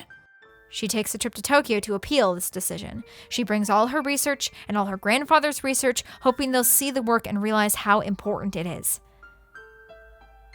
They do not. This time, they have the courtesy to let Takano leave the room before they discuss it, but she overhears through the door anyway. More than anything, they seem to think her grandfather's work is pathetic. They mock it. They pity it. They call it strange. And it's like no time has passed at all. The papers get knocked to the floor, and as the men stand up to leave, one of them accidentally steps on them. Don't! Don't step on them! My grandpa wrote these! Please don't step on them! Her sobbing echoes. Takano is still back in that carpeted room from all those years ago. But even if things are looking down for Takano, for the village, it's actually the opposite. One afternoon, Mion asks Oryou why she's suddenly decided to put up land for sale when she hates outsiders. I don't like newcomers, and I don't like the big city people either. But the village needs them. It's like ventilating a room. Letting outsiders move here is like ventilating the village? Sure, it lets fresh air in and gets rid of bad air like us. Mion doesn't bring it up, but she's sure that Oryou is speaking of the Houjou family and how the Sonozakis are mostly responsible for their treatment and fates. And who should wander into the village looking for a new place to live? Why, Keiichi's dad, of course! In his weird, spacey way, he wanders away from the tour and gets a little lost. He comes upon a field of flowers and sees two girls playing there. They notice him and go over to speak with him, almost seeming to read his mind. This is a wonderful village. You will find lots of things you don't have in a big city. The two, yes, the other one is Hanyu, don't question it, pretty much convince him that this is the right area for him to move to. And so it is time for our final puzzle piece to enter the picture. This is the school? Yeesh, this really is the sticks. Keiichi is being taken on a tour of the school in Hinamizawa, and he's trying to decide whether to go here or Okinomiya. Upon seeing the schoolroom and noticing how much more laid back it is, he seems immediately taken with it, and his dad agrees. I didn't care about the move. I'd lost the will to live because of what I did. I didn't have any willpower, and I couldn't even get out of bed. So when my parents told me about the move, I thought that wouldn't change anything. But after the move, something did change. Keiichi thinks that here at this school, he might have the opportunity to learn about things that are really important, things about life. He's right, of course, just maybe not in the way he anticipated. As he's musing, he notices two girls staring at him through the window and goes to talk to them. Here's a message for you, Keiichi, from the Shrine Maiden of the Furude Shrine. On your first day, be careful when you come through the door to the classroom. Also, there'll be a thumbtack on the back of your chair. There'll be a toy frog in your desk, too. But even with this warning, you fall for it again and again. Your Monday is going to be disastrous. Poor Keiichi. Of course, at the moment, Keiichi is confused, but he doesn't know that Satoko's traps on Monday are going to be the start of a new phase of his life for him. Someone else is also about to enter a new phase of their life. Masterful transition. Takano is stumbling down the street, piss drunk after getting her appeal laughed at. The more I think about it, the more I no longer understand the meaning of my own life. Didn't Miyo Takano devote her life to being useful for her grandfather? Then I haven't done anything for him at all. A black car pulls up alongside her, quite without warning, and she attempts to sober up. She assumes it's Tokyo come to erase her, but that turns out to not quite be the case. There is a young woman in the car who claims to be a part of the Koizumi faction. The game spends a pretty long time having her speak to Takano, but ultimately she doesn't really do much in the plot besides be the reason why Takano is committing her revenge and why she has the backing to do so. So suffice it to say that that's what she does, and she gives Takano a reason to keep going. Curse you, God. You're testing me again. I will overcome the death of Uncle Koizumi, and I will make my grandfather an eternal existence by taking revenge against the god who tested me. I will, for certain. I will take my revenge. And thus, a villain is born. Congrats! You did it, Nomura! You broke her! Look, she's got fantasies of revenge! This is not going to end well.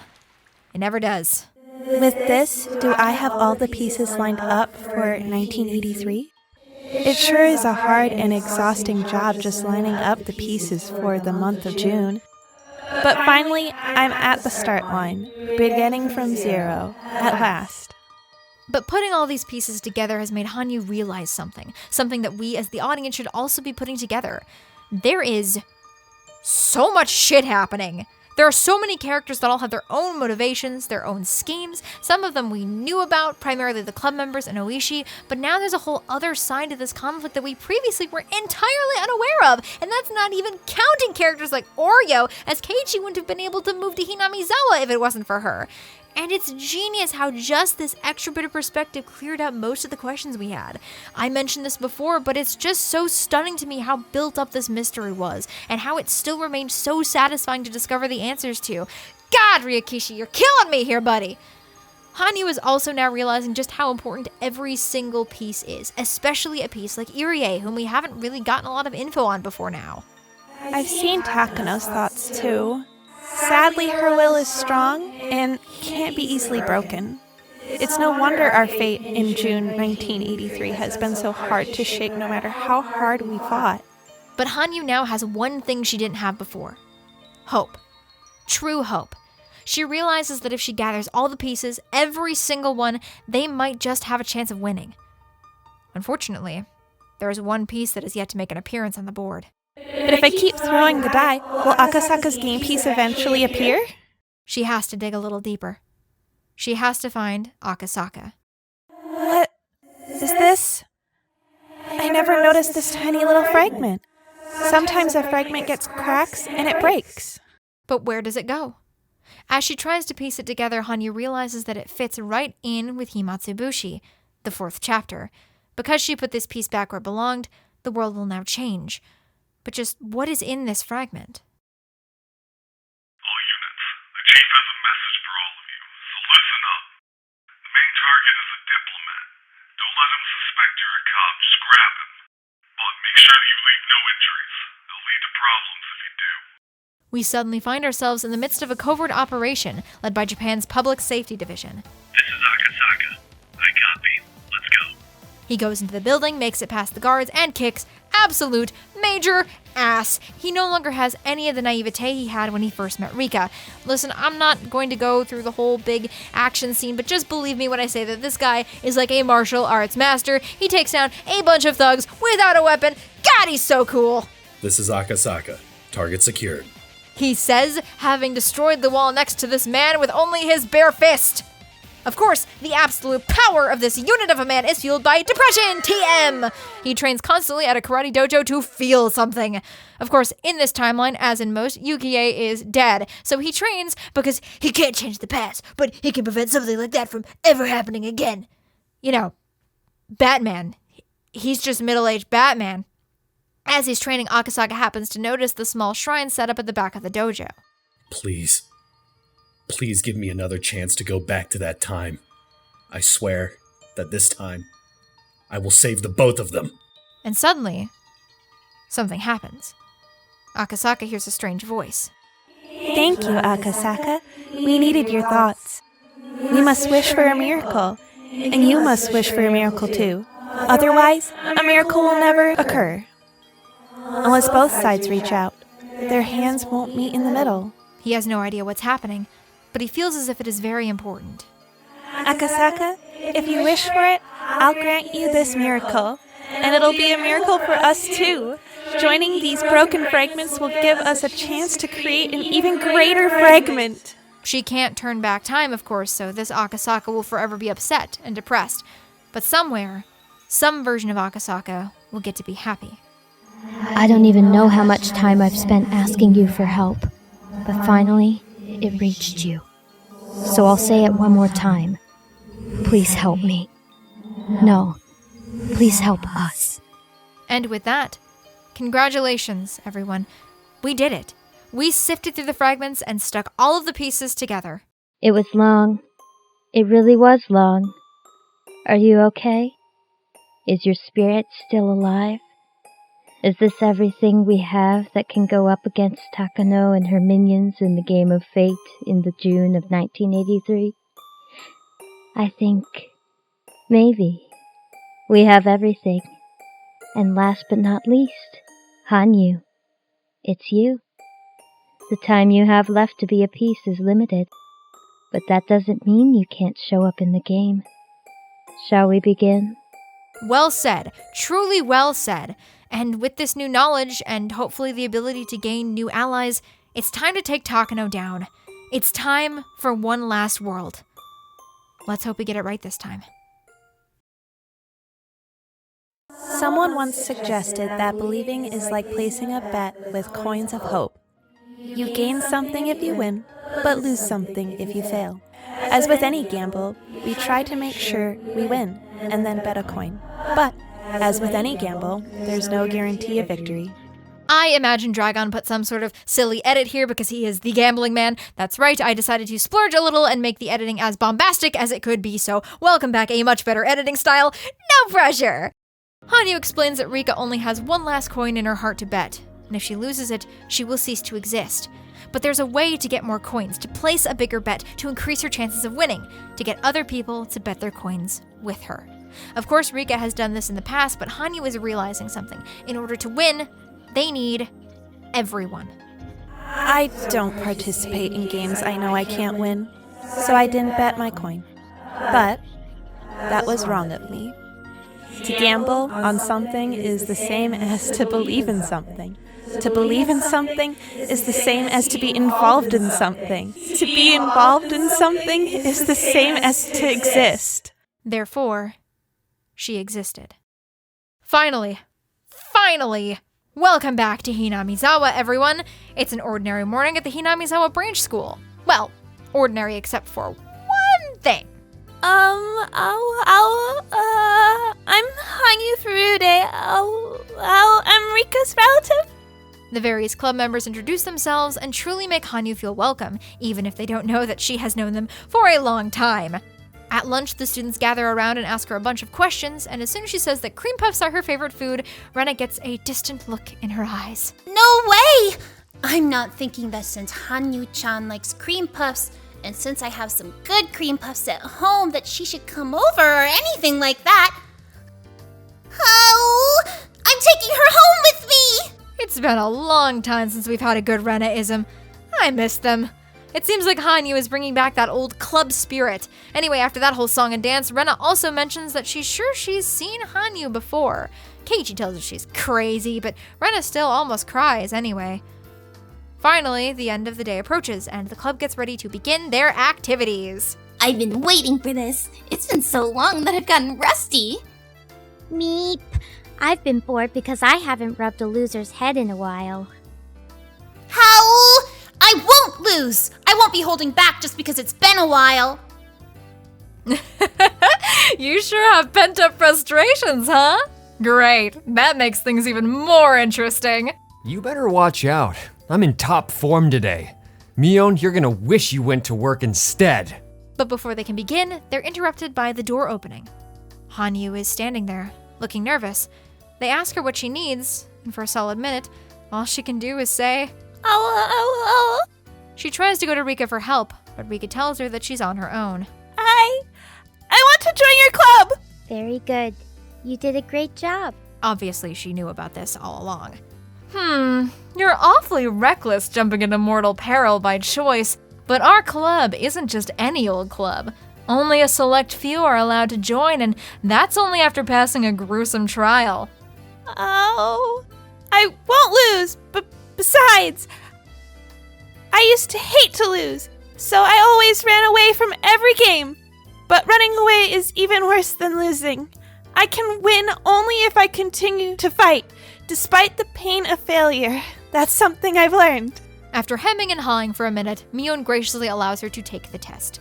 And of course, for Hanyu's test, they choose the good old, tried and true, old bachelor.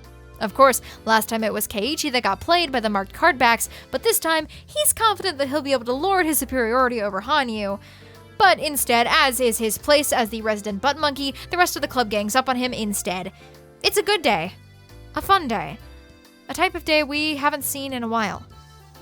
So it's time to leave that day, and instead catch up with an old friend. In a serious bout of deja vu, we now find ourselves in a fancy political banquet.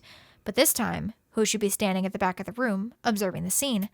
Our good friend, Akasaka, of course. A cohort asks him offhand why politics have to be so partisan. What politicians want most are votes, but not everyone over 20 actually votes. Voter turnout is highest amongst those who are retired and have free time, so the elderly interested in politics monopolize the votes. Oh, don't I fucking know it! Why is this so relevant halfway across the world 20 years later? Anyway, he goes on to talk about how the older generation is still those who were born before the war, so in order to earn those votes, politicians need to court that crowd. The same sentiments get repeated, and the country's post-war era will never end. His buddy asks how he thinks Japan can break this cycle. It's simple. Young people need to vote. Don't be fooled by war stories. Vote for those actually pushing policies. Realistic policies, that is. And just like Ryuugu wrote those words knowing that most of his audience were young people, I now force them into the mouth of my voice actor because I know the same is true of my audience.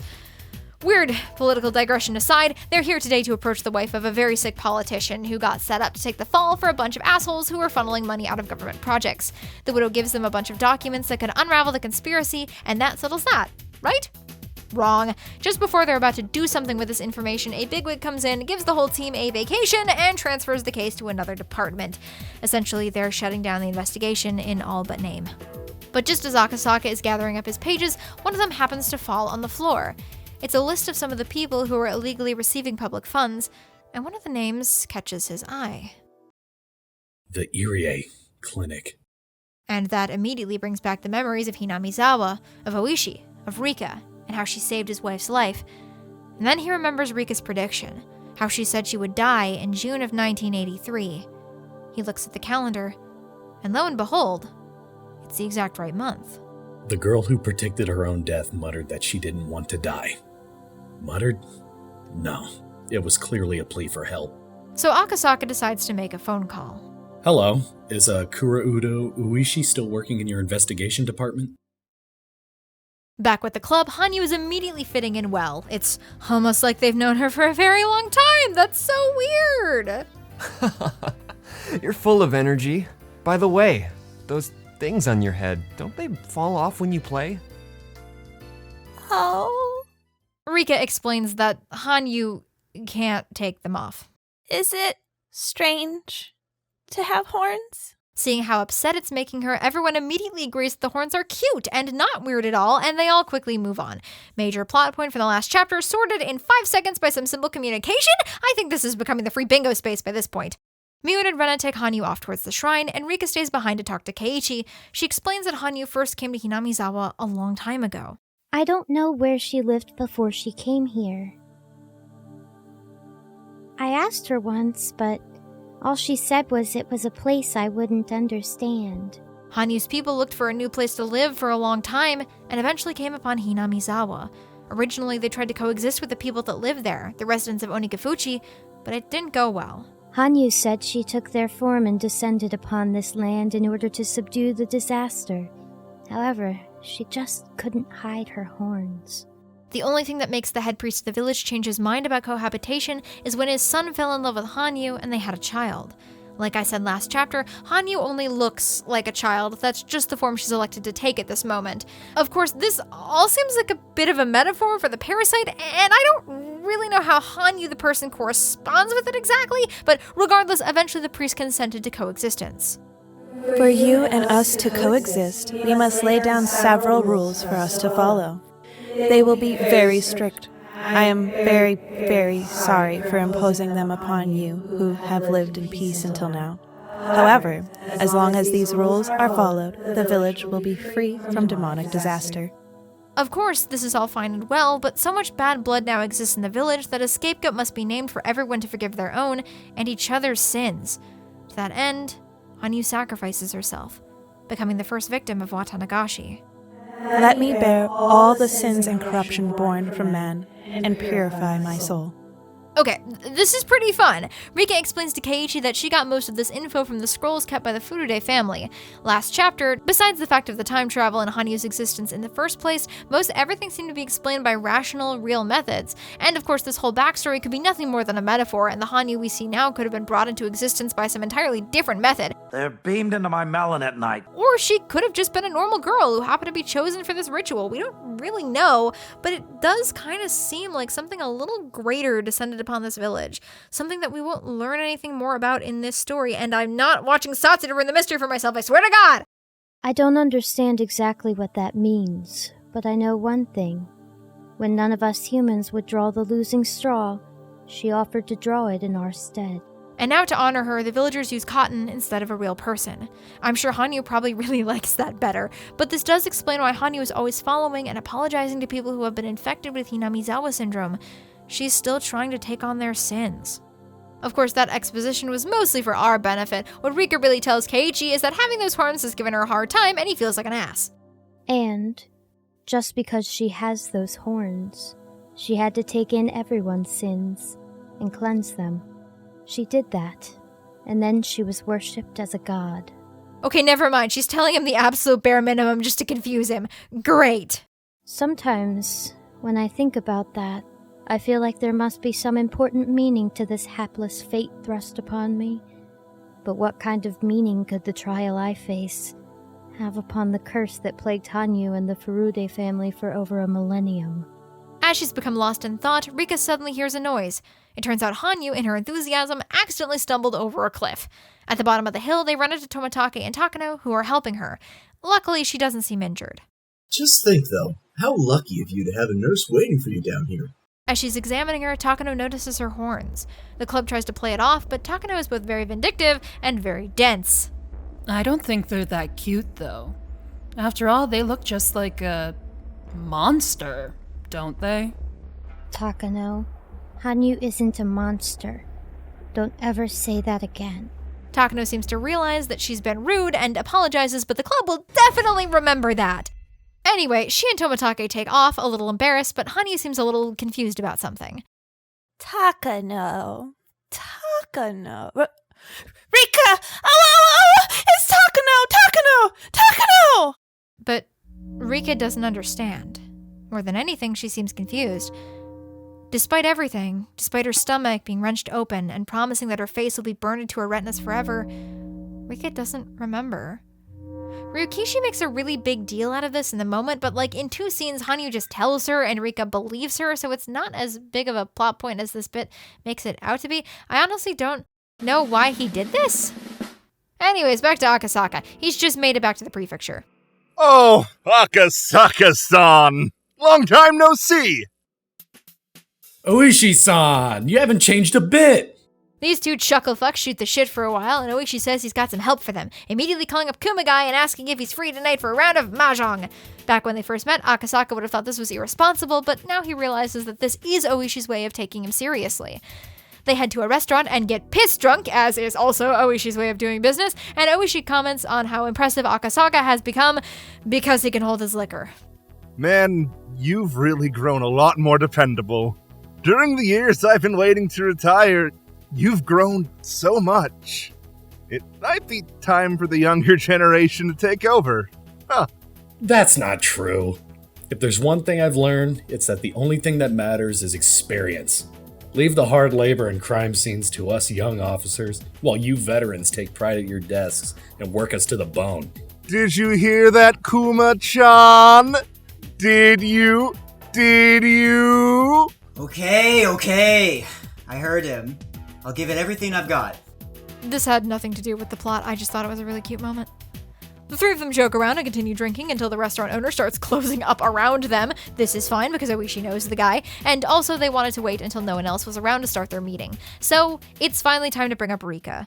Akasaka wants to meet with her. Oishi catches Akasaka up on everything that's happened since he's been gone, and finds himself surprised when he guesses things about the curse that he couldn't have possibly known.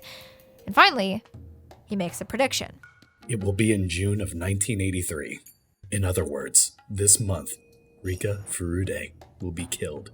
Akasaka confesses he knows all these things because Rika predicted them 5 years ago. I'm retiring this year. I want to take revenge on the people who killed the manager on the first year. I'll jump on any lead I can find. So let me just confirm this with you.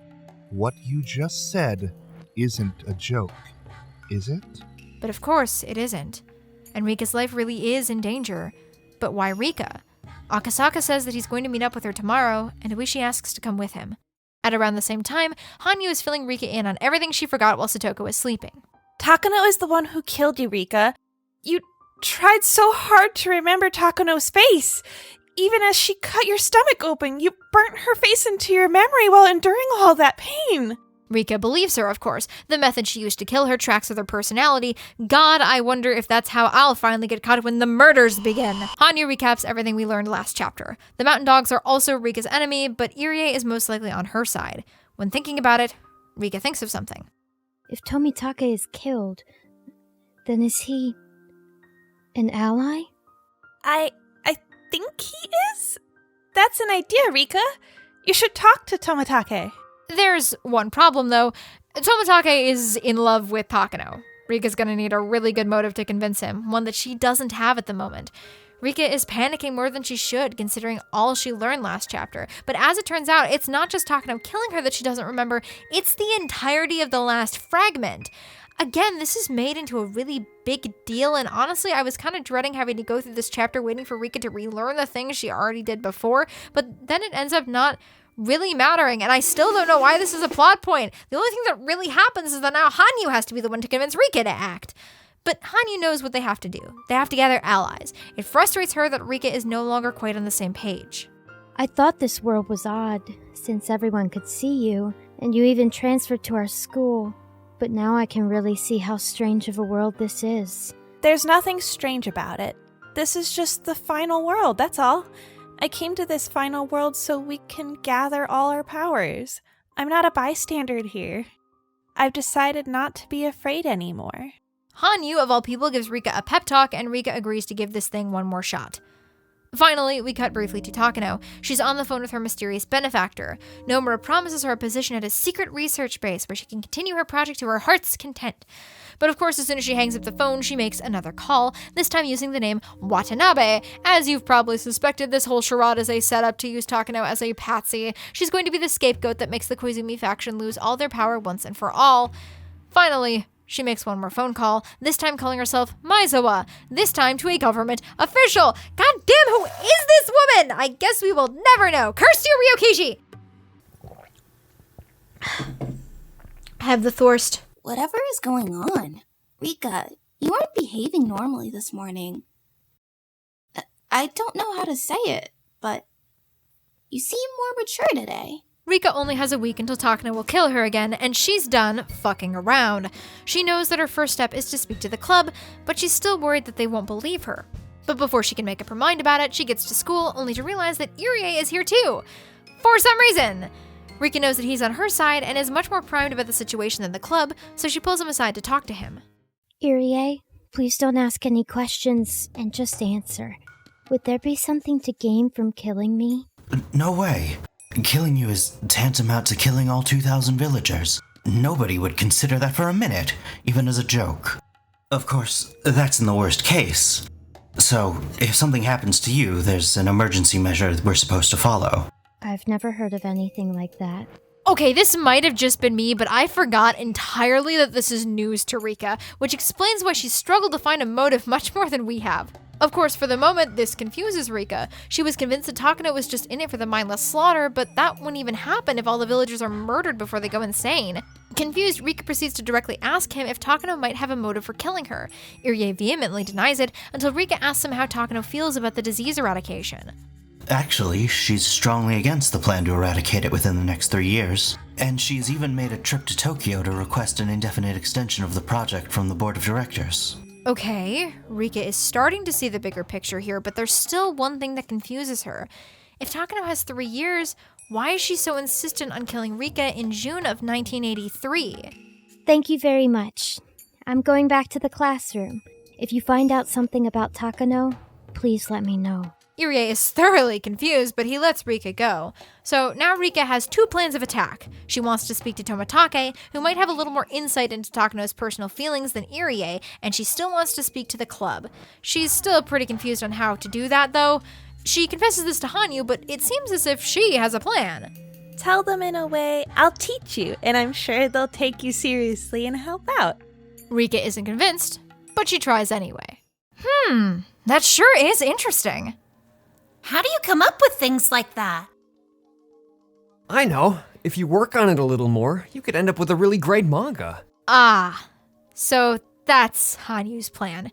Rika has told them the truth and framed it as an idea for a comic she had. At first, Mion is all aflutter, offering her help in every step of the process, but what Rika really needs their help with is the, plot. The bad people at the research center know what will happen, yet they're still trying to kill me. I mean, the Queen Carrier. I just can't think of an explanation for why. Oh, it's so simple! The fact that the entire village gets destroyed if the Queen Carrier dies is a motive in and of itself. Listen, if the Queen dies, the village is plunged into chaos. To cover it up, a mass execution operation is carried out. Fundamentally, this is a countermeasure against the worst possible outcome, a trump card that must never be played, because playing it causes a disaster of its own, even if it settles the previous situation. You're right.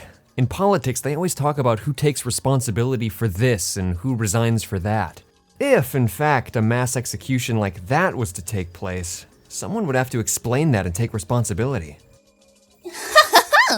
In other words, if something like that happens, there will be some people who have to take responsibility for it, and their enemies will gain from it, whoever they are.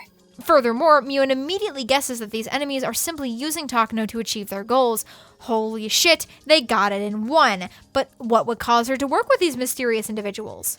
The value of the research this bad person has spent half of her life on isn't being acknowledged by the people at the top. And they even told her it'll be shut down within 3 years. This makes total sense to Rika. Keiichi and Mion go on, explaining exactly what steps Takano would have taken, matching up with what Irie told her really happened, and Satoko brings it home. There are then only 2 options open to her. She can cry herself to sleep over it, or she can take revenge. Her and Keiichi high five. Honestly, totally underrated friendship in this story, but there's just one more question they need answered. Then why is she so desperate when she still has 3 years left? That doesn't matter. It really doesn't make a difference if you're going to be executed tomorrow or 3 days later, right? This bad person doesn't feel she has 3 years left. She feels like she's been sentenced to die in 3 years. Mion concludes that the masterminds are probably pressuring her to act sooner rather than later, which is only making the situation feel more dire. Damn, they really do just have the power of the author putting the right words in their mouths, don't they? I'm mostly kidding. I think it's slightly silly that they are so accurate upon their first guess with almost zero information, but they logic their way through it in a way that makes enough sense. Anyway, now is the important part. How can the Queen Carrier girl fight back? She might appear to be a cute, weak girl, but she has secret hidden powers. She's an S-rank hunter with the blood of royalty, and her name is the Ebony Fallen Angel! I want you all to know that it took me 3 tries to not spell ebony as Enobi in my script. My immortal really has ruined me forever, huh? Dragon, if you can do some sort of a rodent reading hour gag right there. Just shove Mice Man's face on screen or something. I don't know. Fucking do whatever you want. I'm tired. That sounds like the lame original character of some middle schooler. Ouch! That hurt me just as much as it seems to hurt Mion. Hanyu explains that the main character is just a normal little girl. If anything, she's good at acting innocent. Also, she's mean and she abuses me with spicy food. The club waffles for a minute, but then Hanyu suggests something. I have a feeling that if Mion and Satoko were the main character's friends, that solved the problem right there. Hanyu, you clever little fuck. She's a little more conniving than I've given her credit for. Mion and Satoko immediately start going through the what-if scenario, not knowing that they're actually coming up with plans. The ultimate plan seems to be to hole Rika up on Satoko's mountain where all of her numerous traps are, with Mion acting as commander and coordinating guerrilla attacks against the enemy. But Mion adds something as well. Those hills shouldn't be a final stand. They should be a trap to draw the enemy, while allies of the main characters make some sort of surprise attack. Rika is actually starting to get excited. These are plans that might genuinely work, and all because Hanyu finally bullied her into talking to her friends. Me, and everyone else too. We want a lot more ideas. How can we defeat this conspiracy? Please tell me a lot more. Later that evening, Rika has somehow arranged a meeting with Tomitake. It seems Irie has come along too, however.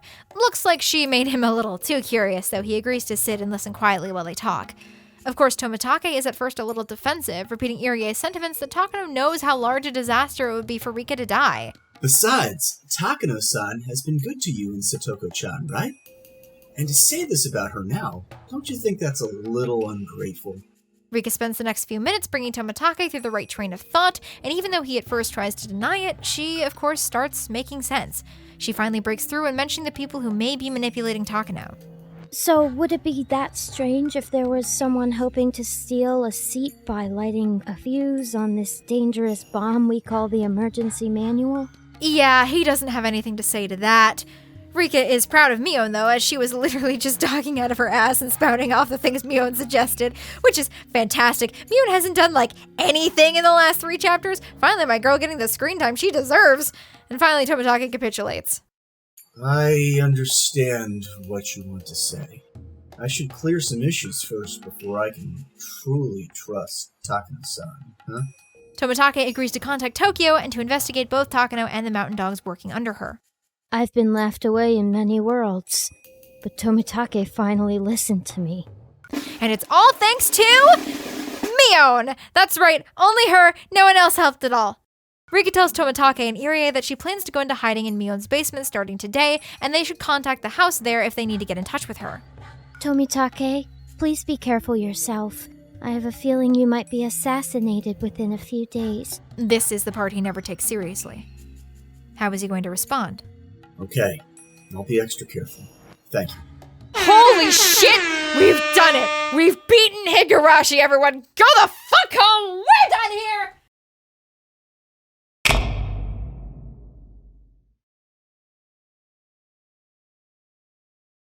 But just as they're about to wrap up, they hear footsteps. Someone overheard them. Hello. What an interesting group. Dr. Irie, Tomitake-san, and Rika-san. I've been to Hinamizawa quite often, but I've never seen you 3 together before. Of course, he's overheard everything. The group doesn't quite know how to react, as only Rika knows that he will ultimately be on their side. Oishi tries to smooth things over by telling them that he was looking for Rika, as he's with someone he thinks she'll want to see. I wonder if you remember Rika-san, because if you don't, he might even start crying. Akasaka. Thank you for remembering me, Rika-chan. You won't tell me to go back to Tokyo this time, will you? Akasaka! Akasaka! You made me wait forever, and now you show up in the final world! You waited until the very last minute! How dare you! Akasaka! Akasaka! I'm your ally no matter what. I'll believe everything you tell me, and I will defeat whoever is trying to kill you. This goes on for a while, but you get the gist. After a little prodding, all of the adults introduce each other, Tomitake's secret identity included. Of course, this whole thing surprises Oishi, who's hearing all of this for the first time, but Akasaka remains nonplussed. The group immediately starts discussing potential plans, but Akasaka brings up a good point. Maybe Oishi shouldn't get involved. Just like you told me earlier, you're retiring this year, right? You've worked hard for many years. You're about to collect your pension. If he's caught involved in a conspiracy, he might get his retirement reduced or even revoked entirely. Unless I'm prepared to lose everything, I better pull myself out of this, right? This is, of course, very disheartening to Oishi. He's spent the last 5 years pursuing this case, and now he's so close to cracking it wide open. But he has the rest of his life to think about, too. In a story that's been largely about children, this is the most adult dilemma a character has had to face so far. I promised in front of his grave. I promised that old man that I'd find out who killed him. But am I afraid to be fired? Am I afraid to lose my pension? Yes, I am. It'll ruin my plans for my future.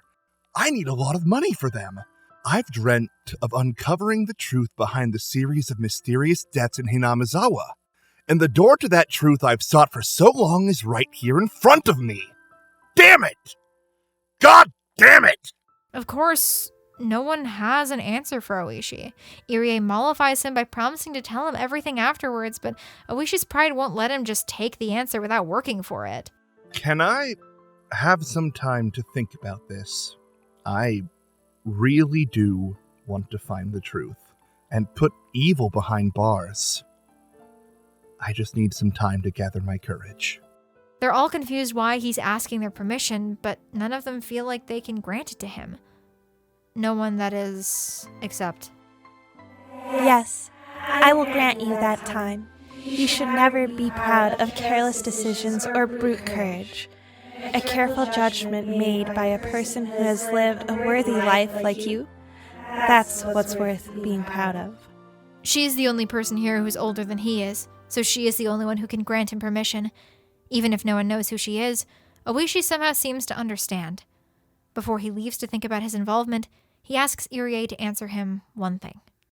I've long suspected that the Sonozaki family was pulling the strings in the old man's murder case. Am I right to think that? No, you're not. You're wrong. We can explain everything about the series of mysterious deaths in Hinamizawa. I see. Because as we've recently discovered ourselves, everything was a series of misdirection and coincidences that lined up in just the right way. Oishi reacts to this in a strange way.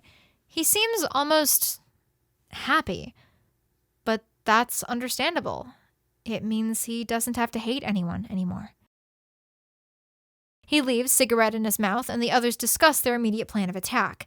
They can't do too much about Takano until Tomitake finds proof, but the fact of the matter is that someone is after Rika, so for the moment, Rika and Satoko are going to hide in the basement at Mion's place, while Akasaka stays at her house so the mountain dogs don't become suspicious of a clearly empty residence. The meeting breaks up, and Akasaka and Rika head to her place while Rika figures out how she's going to break all of this to Satoko, but as it turns out, she doesn't have to. Satoko is already packing. Here, I got your luggage ready too. We can't just borrow toothbrushes and towels from Mion-san, you know. Besides, we can't just let some strange man stay in a messy room either. This is why I always tell you to tidy things up around here. Rika is confused until she realizes that Satoko must have overheard their conversation. You know, that's what I don't like about you, Rika. Have I ever doubted you before? I always thought I was your best friend, that you would count on me before anyone else. I am sorry. Rika realizes that she's been a not great best friend. She shouldn't have even worried that Satoko would believe her in the first place. The two take Akasaka around the house, and then it's time for them to flee. The pieces are finally starting to fall into place.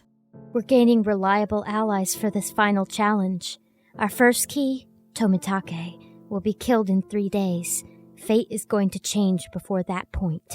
The next morning, the rest of the club is concerned about Rika and Satoko, but Mion, acting strangely, tells them to come over to her house that afternoon. Meanwhile, over at the clinic, Irie and Takano's lunch orders get mixed up, so they end up having a conversation. The two share tragic backstories, and Irie really comes to understand her in a way that he hadn't before. Her shoulders look fragile to me for the first time, and now I'm sure of Rika-chan's story. Takano-san holds an indescribable sadness within her. For the first time, he regrets not trying to get closer with her. But lunch break is over, and his patients need him. Alone in the office, Takano rings up Okanogi and tells him that she wants the mountain dogs to start observation on Rika early. That is, today. He doesn't want to do it. That means moving around a bunch of men in all the hot heat. But she's paid him too handsomely to disobey. When she hangs up the phone, he makes another call. Good grief, I give up. Call in Nightingale and Skylark. Their vacations are cancelled. The princess has given us the order to start observing R today. Of course, he's confident in his men, but he's not necessarily happy leading this particular group. There are some combat experts in their ranks, but the Mountain Dogs are a unit much more focused on covert ops, meaning they're not super strong in straight-up combat. Covering your ass, Ryukishi, I see. But there's a part of Okanogi that deeply wishes for combat. He might just end up getting exactly what he wants. We also get confirmation here that Okanogi was directly involved in the kidnapping of the minister's grandson and was in fact the man that Oishi fought in the cabin. Just as he's musing, however, he gets another phone call. A call from someone calling themselves Nomura. Briefly, we cut over to Akasaka in Rika's house, who hears a trap go off. It means they've started their observation of Rika-chan. I can't let them notice the girls aren't home. They've told everyone that the girls are very sick, so all he has to do is be a presence in the house. He won't answer the phone or get the door because they're far too sick to notice. At least that's what he hopes the mountain dogs will think. But for now, all he can do is wait for Tomitake to come back with proof. Irie comes up to the house, checking on Rika and Satoko, and brings Akasaka some food and updates on the situation. They discuss what Irie found out about Takano, and Akasaka agrees that this gives her quite the motive. She compared a dying patient in a coma to a project that's going to end in 3 years. She says that family members have the right to turn off the switch of the life support machine. If the project is being terminated anyway, Miyo Takano, who considers herself a family member of the late Dr. Takano, should be the one to terminate it. One of their only hopes is that Tomitake gets confirmation of Takano's conspiracy and calls in the Bloodhounds, another unit within Tokyo, but this one much more combat-focused. Finally, while he's here, Akasaka tells Irie about a code that he can use to get in touch, with rings on a telephone, something that you absolutely couldn't do anymore. They can communicate basic messages with how long they leave the phone ringing. 1 minute means to leave, 90 seconds means to head immediately to the Sonozaki house, and in case Irie himself is compromised, just leave it ringing indefinitely. This is not going to come back to haunt us later! But alright, we've stalled long enough talking about these boring adults. What's the club up to? Well, Mion has just finished explaining the real situation to Keiichi and Rena. I'm sorry to have involved all of you in this. Rika, you've been apologizing so much since yesterday. If you apologize one more time, you'll have to treat me with a cream puff every day. LOL! That's right, Rika-chan. We never even thought all of this could be true, so we were just shocked for the moment. But we're all thinking that things are getting interesting, right? Good old Keiichi, always the one to get the club members fired up. If there's one thing this chapter is exceptionally good at, it's playing to the club members' strengths, both in a literal and mental sense. Ryuugu has spent so much time building up how these characters' minds work and how they could potentially work together, but has only let us see tiny glimpses of it up till now. But this is the moment where all of that setup finally pays off, and it's glorious. Rena is the blue flame to Keiichi's red, Satoko is the master with the skills to pay the bills, and Mion holds the entire group together. With them, plus Rika and Hanyu, who we'll see increasingly act as the idea girl, there's no way they can lose! God, I hate shitty anime phrases like that, but this chapter's even got me saying them! Now that the club is all motivated, it's time to come up with some plans. So the situation in a nutshell. Akasaka is acting in a protective role, holing up in Rika's house and trying to take the heat off of her, but Tomitake is their true attacker. He not only has to find out about Takano, but also call in the Bloodhounds should the situation demand it. The club doesn't like the precariousness of this. So they decide to do something to aid him in his investigation, something to shake up the enemy. If I'm the one they want, why don't you use me as a decoy? That really is dangerous, but that would prove Takano-san is after Rika-chan. Have them see her and make them chase her. That could lead to something interesting. And that's where Satoko's hills come in. But the hills should be a last resort, as that'll put Rika in direct danger, and this is a pretty defensive strategy. They want something that's going to let them go on the offensive. Suddenly, Mion gets a plan. Mion tends to fall apart when the wind isn't blowing in her favor, but when it is, entire nations could fall. Mion asks Rika to confirm with her that the emergency manual needs to be set off before 48 hours have passed, which is the case. But why that amount of time? How do they know that the villagers will all go insane within that period? And there lies their trap. Rena and Rika don't get it, so the rest of the club bullies them for a minute before they do. And then they all say it together. Rika-chan has to die 48 hours prior! So basically, their plan is to fake Rika's death. If she died more than 48 hours before the emergency manual could be activated, then there's no point and Takano's plan falls apart entirely. There's only one problem with this though. The plan will only work with Oishi's help as the resident police officer. Hanyu is confident, however, that he'll make the right call. And, as always, one more for the road, speak of the devil, and he shall appear!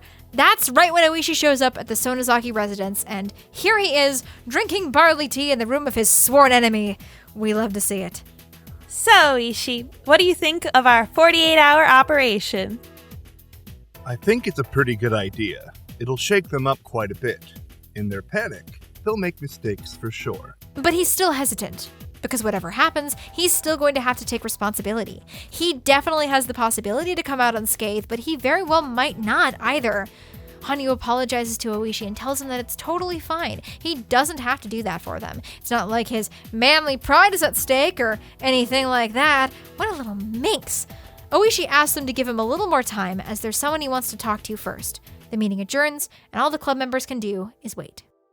Meanwhile, Tomitake is in contact with Tokyo, who are in the midst of doing an incredibly speedy background check on Takano. The only update they have for him is that an unrelated request went out today to investigate the Irie Institute from the chief of staff. Tomitake might have more allies in Tokyo than he previously knew. Maybe. He also learns how close Koizumi and Takano were, and how Koizumi withdrew a large amount of money from his bank account about 6 months before the Irie Institute was founded. It's suspected that he gave it to Takano, something to the tune of 1 billion yen. With 1 billion yen, it might be possible to bribe the mountain dogs. Her grandfather couldn't complete his life's work, but she's planning a magnificent conclusion for it. Takano-san, I'm sorry. I'm sorry I didn't notice your sorrow, even though I've been right beside you. Back over on the shrine grounds, the preparations for Watanagashi are going well, with the exception, of course, that all of the villagers are worried about Rika-chan's illness. They all flock around Irie to ask about it, and even Oryou asks to see them.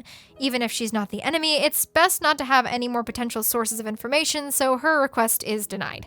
Doctor, please take care of them, alright? Not just Rika-chama, but Satoko-chan too. The villagers express surprise, but Oryou rebukes them, saying that the damn conflict is over now. Looks like the club members aren't the only ones who have decided to take matters into their own hands. It seems like the villagers' treatment of Satoko will get a little better from now on.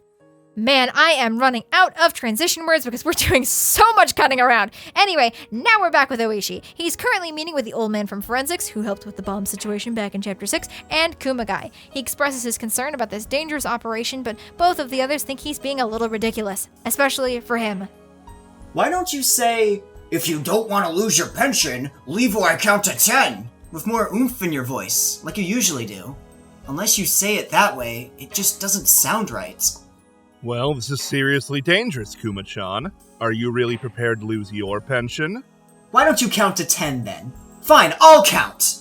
If you don't want to lose your retirement money, leave before I count to 10. He starts counting, and Oishi tells him to knock it off. Kumagai gives a good little speech about justice and all that, and the old man says that he's gonna die soon anyway, which are two very different perspectives on the situation, but they're both in, which leaves only Oishi. He's still having a little trouble, so he decides to run an errand first. He goes to a flower shop, gets some balloon flowers, and visits a grave. The grave of the manager. Every year, I promise you that I'll find your right arm, but I still haven't had any luck yet. But I finally got the chance to get close to the truth. It's kind of funny. As it turns out, the Sonozaki family has nothing to do with it. I kept promising you year after year that I'd bring Oryou here and have her grovel an apology. But I was so wrong the whole time. I don't know what to say. You'd probably smack me if you were here. He's realizing that there is no big conspiracy. Well, kind of. There is one, but the murder events aren't directly connected like he thought. Just when he's musing on this whole thing, he hears footsteps behind him. Someone else has been leaving flowers on his grave every year as well, so Oishi assumes it must be them, but he's never seen who they were. Oh my, aren't you supposed to be working? What are you doing here? It's Akane Sonozaki, with Shion right behind her. Oishi comments on her flowers. Aren't they beautiful? They're from my backyard. Hydrangeas are beautiful in June. Your balloon flowers are fairly unusual. White ones, huh? They're nice. Shion puts the hydrangeas next to Oishi's balloon flowers, and they all gaze at them for a moment. Akane thinks they match very well. I saw blue hydrangeas here every year I came. I thought blue flowers wouldn't go well with purple ones. I see. Then we should get along just fine, huh? They have a little laugh, but Oishi is confused. Why bring flowers? Wasn't the manager their enemy? No, we didn't get along at all. Right, Shion? Yeah, that old geezer was a bastard that pissed me off. I bit him, I elbowed his stomach, I even scratched up his car with a 10-yen coin. Shion, the statute of limitations isn't up yet. So if you hated him so much, why did you come here? What? You don't get it? The war is over now. Even in a rugby game, once the game is over, no one is on opposing sides. Nothing more than that. Actually, you're the one I can't understand. I think the damn conflict has ended, yet in your head, it's still going, isn't it? Oishi denies this, but I think she really hit the nail on the head with that one. Before she leaves, Akane leaves one last little thing on the grave. A box of ohagi, made, of course, by Oryou, which is why Mion consistently has extra ohagi to give her classmates right around this time. Oishi is frankly a little flabbergasted. Akane sends Shion off, and the two of them talk for a minute about life and getting old. It seems like finally they've come to some sort of understanding, even if Oishi claims they'll never get along. But I don't think Akane would have it any other way. Hey, Officer Oishi! Since we made up just now, I got a traffic ticket yesterday and I was so mad that I ripped it in half. Do you think you could do something about that? Just go to the nearest police station for that. Maybe I can give you a priority spot in the waiting line. Meanwhile, as the evening deepens, Takano is calling Nomura to go over the plan one more time. She also asks what happens if Takano can convince Tomitake to join them, but Nomura says there's nothing to gain from his inclusion. Takano hangs up the phone, pauses, then dials the number for the hotel that she thinks Tomitake is in. Of course, unbeknownst to her, he's changed hotels. This is the third time I've tried calling him. I left a message telling him to call me back, but he hasn't. Takano desperately wonders if he's waiting for her behind the shrine where they usually meet. But of course, he's not there. When I don't want him around, he's so persistent. But when I need him to listen to me, I can't get a hold of him. Takano realizes that all she's really after, when all is said and done, is forgiveness. She wants him to forgive her, even though she realizes that he probably never will. Takano has all these complaints about him, and she expresses to herself all the things she hates. But still, she's probably in love with him. She compares him to her grandfather and Koizumi. After both of them died, maybe I just sought their aspects in him. All of her feelings and emotions are jumbled. She's going to become a god soon, for her grandfather. She remembers those happy days in his study. She remembers coming to Hinamizawa and challenging Hanyu. She remembers the stories her grandfather told her, biblical ones about the Tower of Babel and challenging God. Jesus, no wonder her head's so fucked up. It's so easy to compare that story to what she's trying to do now. She's trying to build a tower to reach heaven, and she's being struck down for it. Then she has what looks like, for all intents and purposes, a panic attack. She thinks that her entire life is a mistake, and then she remembers something that she never wants to. What happened to her in the orphanage, before her grandfather came to get her. Yes, much like those left behind at the top of Babel's crumbling tower. Or Icarus, unable to reach heaven only to fall. That is my final wish. Bring me back inside that metal fence, and give me back the fate that's suitable for my filthy existence. Irie meets with Akasaka to explain the plan. Oishi is officially involved, and the club plans for their final operation to begin at daybreak. It's time. It's finally time to sort this shit out once and for all. Who will win? Takano or us? The time to find out is now. Let's open it. Let's open the door to June 19th of 1983.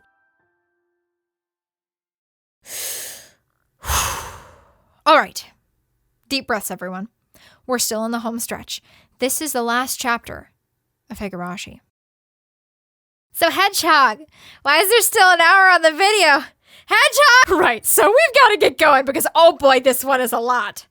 It was past midnight and almost dawn. The very quiet time of the night where staying up late and getting up early melded together. Over at the headquarters of Okinoki Gardeners, only 2 mountain dogs are currently on duty, and by duty I mean they're playing cards. That is, until the phone rings. Back at the clinic, Takano rushes into the underground security room. You know, the one that they have. They explain to her the situation with Rika's body, how she was found dead, and how she probably has been for over 48 hours. As she panics, she almost immediately smacks right into the truth. If the villagers hadn't gone terminal yet, then there's no way Rika can be dead. That's it. Maybe it's a mistake. I was planning to fake my death using an operative from the Gifu Police Department tonight. This is the same thing. Yes, it's a lie. Honestly, she seems a little more concerned about her grandfather being wrong than about Rika, being dead. Takano gets a call from Okinoki. All the mountain dogs are now gathered. She chews him out for a second, and after hanging up, one of the dogs suggests they bust into her house. But they can't do that without Takano's permission, which she won't give because Watanagashi is today, and there's no way someone won't notice them. Shit, what lousy timing. Wait, this is too much of a coincidence, don't you think? That, combined with the fact that Tomitake hasn't checked in a while, Okinoki smells a rat. He sends the mountain dogs after him. At the police station, Kumagai is having a little too much fun. Yeah. Let's see what happens next. Oishi leaves him to hold down the fort while he goes to check the comm center to see what the chatter is. The old man from forensics tells him that an upstart inspector named Otaka made an inquiry about the body just a few minutes before. Oishi suspects he's been paid off. Inevitably, he's going to make it to the Okinomiya station with the marshal to check out Rika's body, but Oishi is going to be ready for him. Meanwhile, Tomitake gets a phone call from Tokyo telling him about Rika. No one was able to inform him of the plan, but he susses it out pretty quick. Considering the current situation, it'll be hard to tell if anything suspicious is happening in the Irie Institute. Please ask the Colonel to check immediately. Also, in the case of an emergency, can you make sure the Bloodhounds are ready to deploy? That's our man right there, smooth as butter, baby! Unfortunately, the mountain dogs are quickly closing in on his location. They get to his hotel room only to realize that it's unoccupied. I see. That's why he hasn't been seen lately. Call the Major immediately.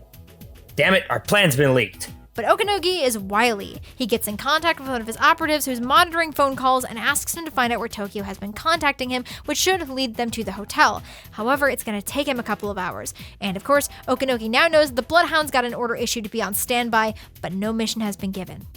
Okay, so that means they can still stand down. We're okay, we still have time. Although he's still getting more information about many different communications happening around Tokyo, all he can do is wait. Back to the police station, it looks like the marshal is playing golf today and unable to come down, but Otaka will still be coming to do an inspection, so now Oishi is waiting for him in the entrance to the police station. His job right now is very important. If Otaka is in the pocket of the mountain dogs, if he finds out the Rika isn't really dead, their surprise attack fails. Good morning, Otaka-kun. Well. Good morning, Oishi-san. By the way, please don't address me with such familiarity. I'm no longer in a position where you can talk to me that way. Ah, so he's that kind of son of a bitch. Anyway, the two immediately go at each other's throats, with Oishi bringing up an incident where he wrote some certificates for a kendo tournament that Otaka forgot. Down at the prefecture station, they think I begged to write it, and that you turned the offer down and let me write it for you. Wasn't that the excuse you used when the director called you up asking what happened, since my handwriting on the certificate wasn't so great? The prefectural headquarters may be your territory, but unfortunately, this is the Okinomiya PD. You won't get your own way here. Oh? And what do you mean by that, Oishi-san?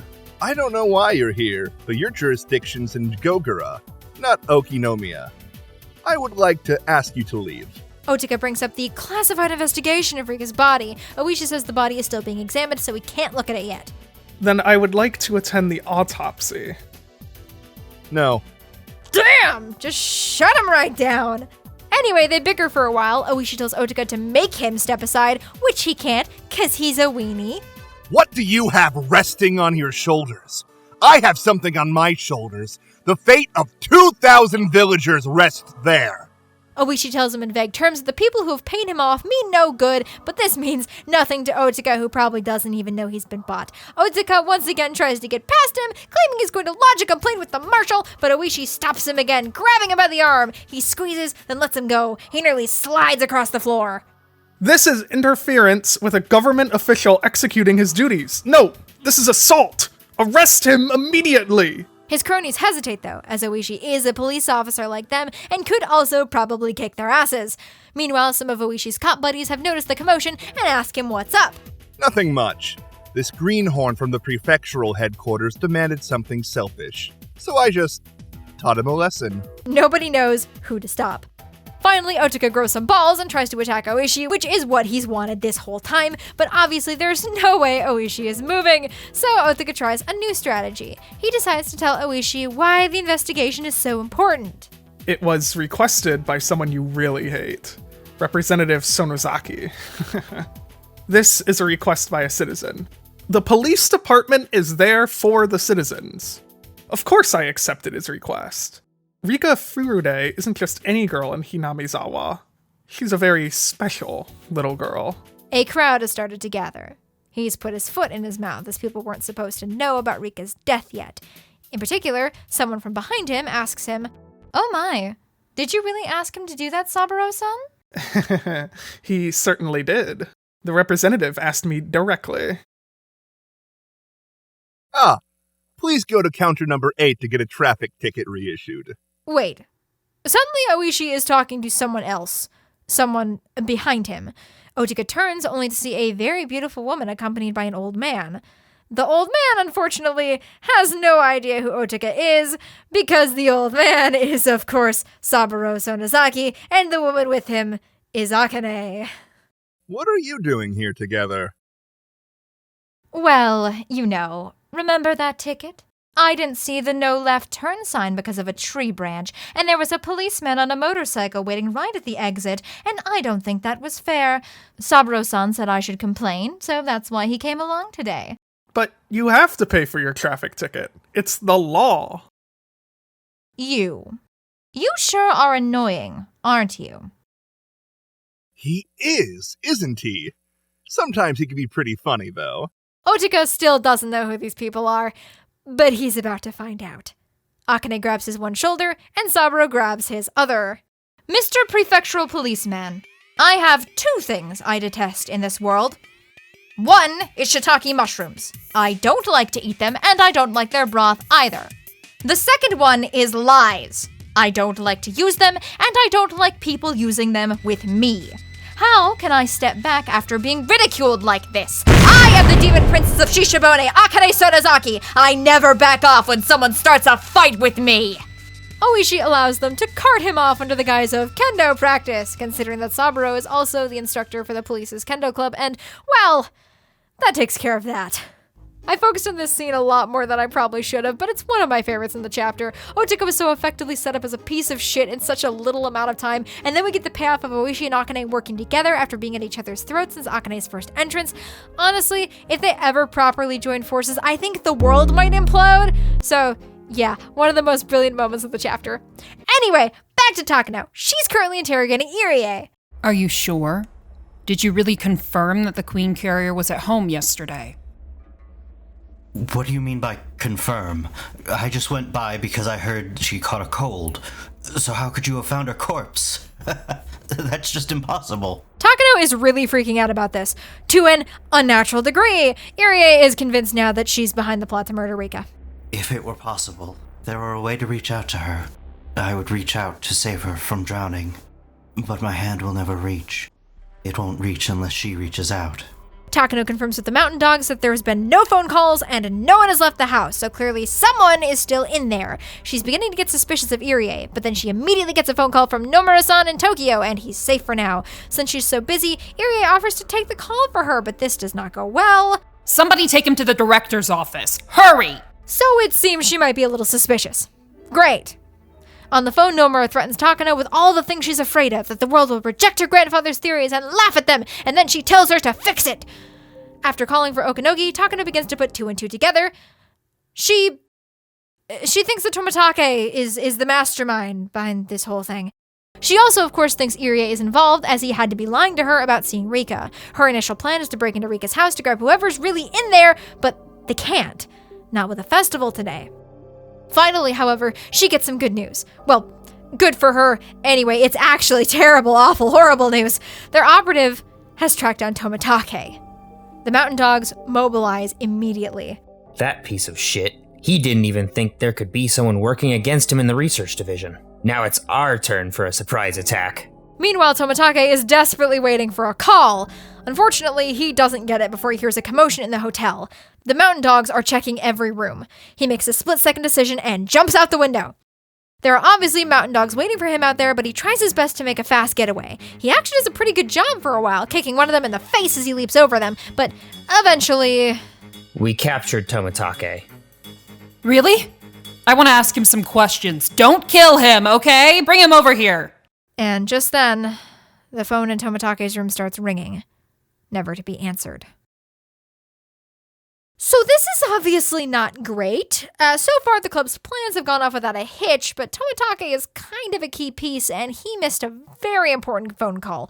Right now, I'm sure you're starting to feel a small pit in your stomach opening up, because in the past, as soon as the plan has started to go a little wrong, it's been all over. I'm afraid for the club. They've failed so many times now, but we can't lose hope. We've got to believe. It's all we can do for them. As soon as he sees the dogs pull up with Tomitake, Irie leaves his office, and Takano claims that Tomitake has gone terminal. I see. That's very unfortunate. Let's give him some medication as soon as we can. Of course. I hope it's not too late. Irie realizes that Tomitake wasn't able to call in the Bloodhounds. Everything's going to shit. Irie has to do something or the entire plan is ruined, but there's no way he can just straight up rescue Tomitake by himself, not against a platoon of specially trained ops. But then he remembers what Akasaka told him about the phone ringing code. If there was a time for it, that time is now. So he calls Rika's house, glances briefly at a photo of his parents on his desk.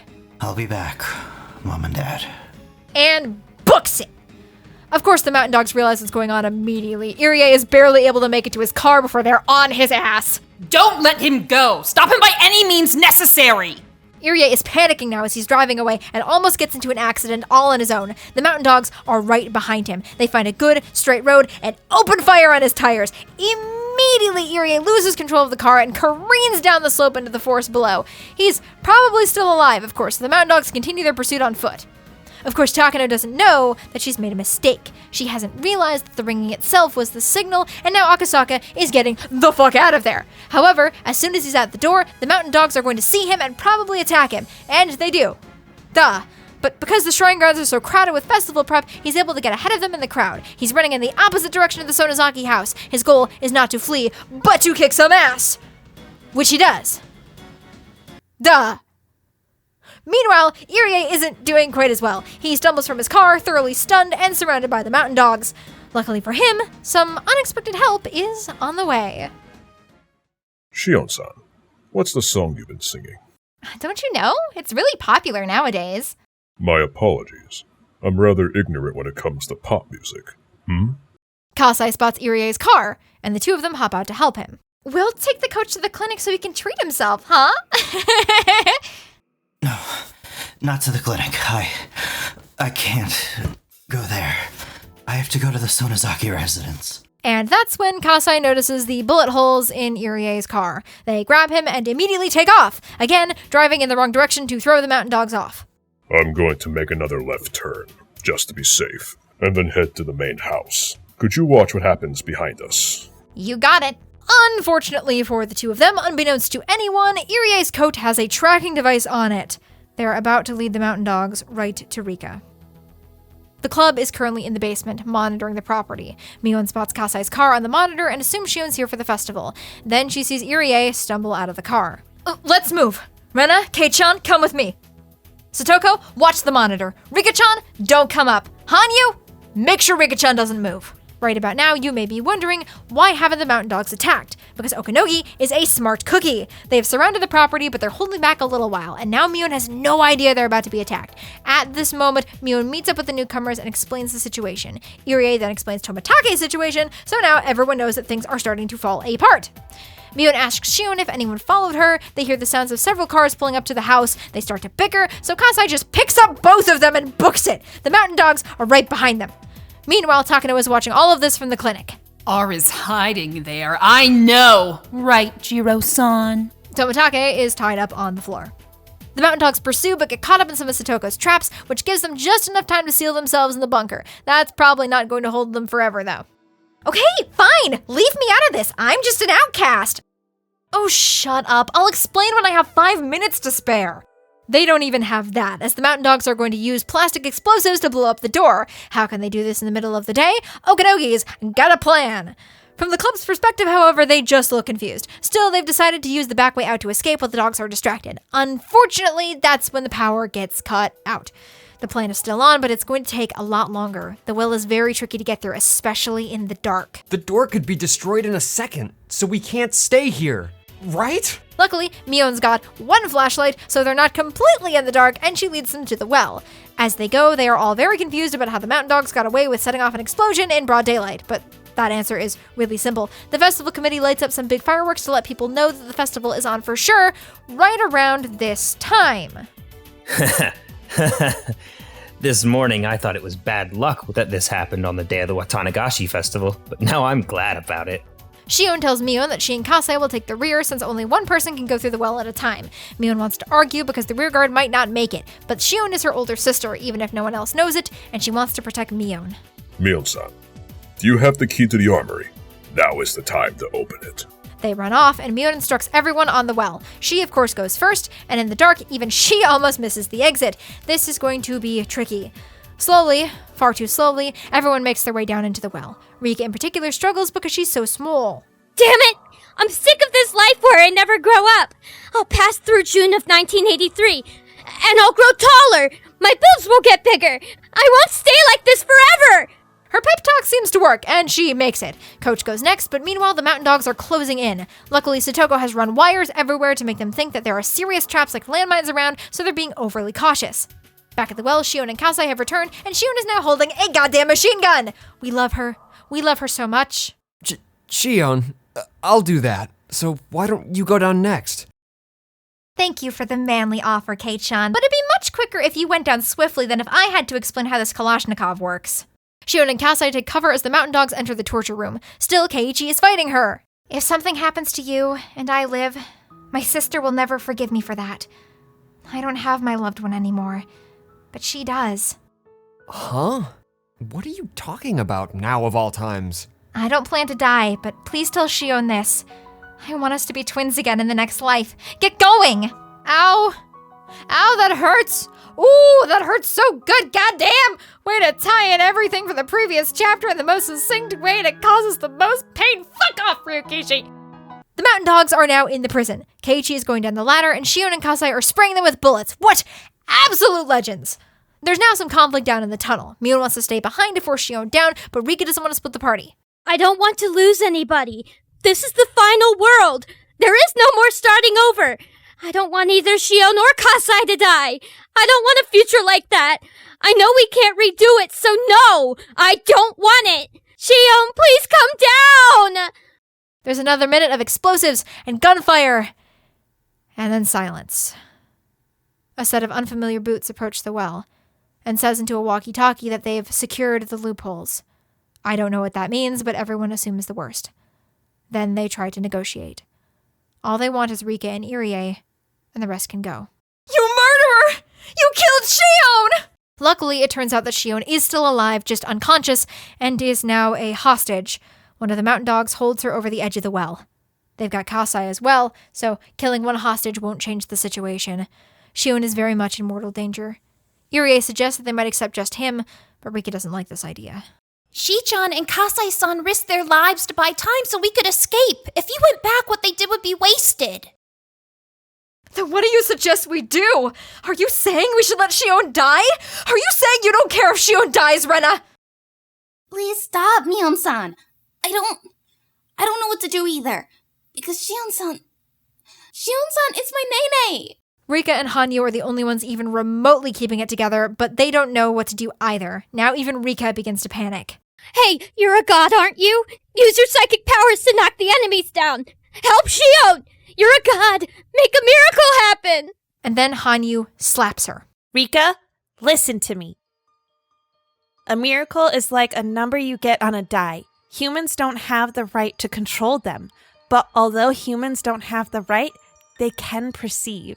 They can perceive how to improve their odds and how they can make a miracle happen. Rika, you should already know. You learned it before I did. This world must be precious to you. Why don't you try it this one last time? Rika knows what she has to do. She tells everyone to leave. Takano wants her, but she won't kill her right away. She's going to let Takano capture her and trust in everyone else to save her. We all believe we can win. You, me, and even God believe in it. This is nothing. Nipa! Rika tells them she's coming up. They want her friends too, knowing that they can launch a counterattack, but Rika just threatens to step back and fall off the ladder. The mountain dogs think they should just lie to Rika when... Rika Furude is coming up. You will fulfill her little request. Heaven will not provide to those who won't offer anything themselves. Stop thinking above yourselves, humans. Know your place and the sin of pretending to be more. Holy shit, okay. They, of course, listen to her immediately, and Rika comes up. Have we ever been looking for you, Rika-san? You're such an important person, so you can't just disappear like that, you know? That's against the rules. Meep. Okinogi tells her that her friends are free to go, but she doesn't believe him. Unfortunately, he doesn't care and goes to give her a shot of some kind. She doesn't need to be conscious, only alive. But Rika knows if she gets that shot, it's pretty much the end of the world. I believe. Even if I'm asleep, I believe. She opens her eyes and beholds a miracle. The man holding the syringe spins twice in the air and drops to the ground. I regretted it in countless worlds. Whenever I realized it, it was too late. Akasaka! So, as it turns out, the man who's been holding her hostage is actually Akasaka, and now all the mountain dogs are dead. Or at least close to it. Don't worry, Rika-chan. As long as I'm here, I won't let them touch you. Meep. I'll draw some pictures while I wait then. This is the absolute funniest picture. I could go into detail about how much Akasaka absolutely destroys these punks, but honestly focusing on this part is funnier. So they're all on the ground now, which leaves Okanogi as Akasaka's only opponent. By the way, I remember you now. Your face brings back memories. Boy, you've sure grown, huh? Because, yes, Okanogi is the man Akasaka and Oishi fought all those years ago. Still, you sure have improved a lot in the past 5 years, huh? I'm happy. I've been hoping for something like this for 5 long years. The rest of you, stay out of this. He's mine. And then they fight. Hey, I'm not the original text. I'm not beholden to going into minute detail to tell you everything. Go fucking read the novel. Anyway, after that awesome, incredible, highly detailed fight. Good job, Akasaka. Akasaka wins. Duh. After nearly annihilating a car with his bare fist, the mountain dogs pretty quickly scatter. Meanwhile, it turns out that while the rest of the mountain dogs were attempting to round up the club members, Kasai woke up and launched a counterattack. Man, this guy only gets cool moments off screen. But obviously, this isn't over. The mountain dogs still have Tomitake, and they've only retreated for now. So now it's time to regroup in the basement and figure out how to strike back. Shion's lying down in the other room. Her ear got a little messed up from all the explosions. Wow, never thought you'd hear me say that in a Higurashi analysis video, huh? And Irie is checking up on her. Once again, Shion mentions that Mion would never forgive her if she lived, and Keiichi didn't. I don't mean to tease you, but you're talking about Satoshi-kun, aren't you? Well, I don't know. Who knows where he could be? I don't even know if he's alive or dead. He's alive.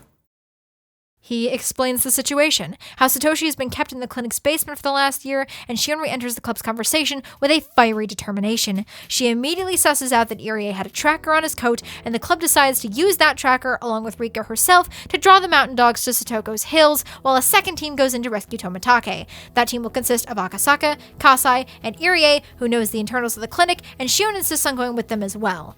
Why would she want to do that? Absolutely no idea, don't ask me! Everyone is a little confused why she's so insistent, except Mion, whose Satoshi spider sense goes off. So Shion goes with the grown-ups and everyone else will go to the hills. Kasai loads his shotgun. Oh, did I mention he has a fucking shotgun? And the teams are set. They all wish each other luck and hope that it goes well for the others. Of course it'll go well. Oyashiro-sama guarantees it. So, how are our villains holding up? Well, the mountain dogs have been ordered to stand by and have blocked off all the exits to the village. Also, Okanogi is pissed. They can't stay quiet for that long. We have to be patient. They'll turn up.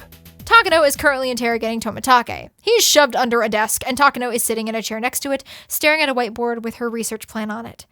They are both silent for a very long time. Jirou-san, do you think you can help me? I don't need the mountain dogs. I only want you.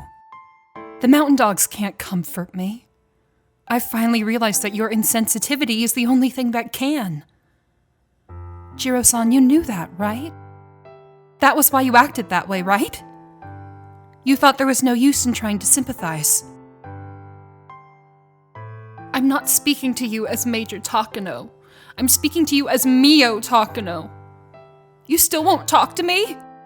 The hostage may only give his name, rank, and identification number. Jesus, that's cold. Tomitake tells her that he's prepared to die, and Takano confesses that she was planning on killing him tonight. Hey, don't you want to live?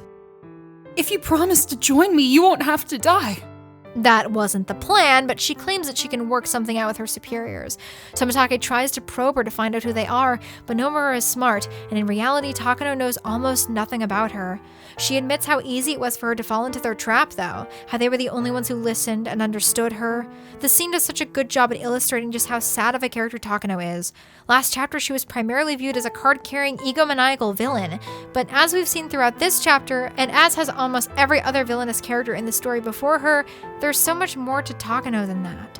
Deep down, she's still that scared little girl in the orphanage, and that sad little girl begging everyone to not step on her grandfather's research.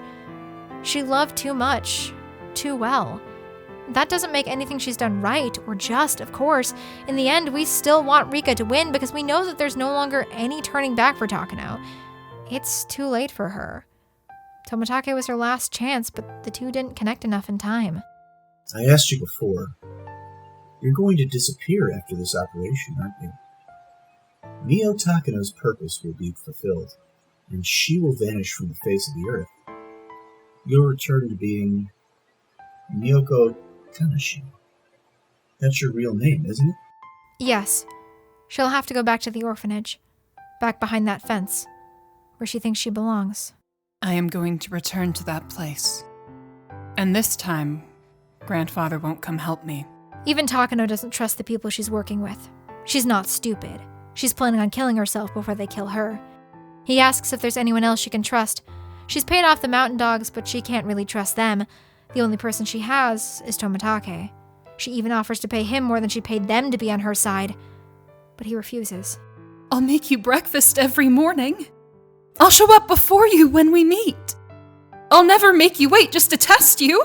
Isn't that enough? Jirou-san? But he stopped responding to her. Before she gets too emotional, the phone rings. The mountain dogs found R. They must already know the roads are closed and are trying to escape through the mountains on foot. See you, Jirou-san. I think this will be our final conversation.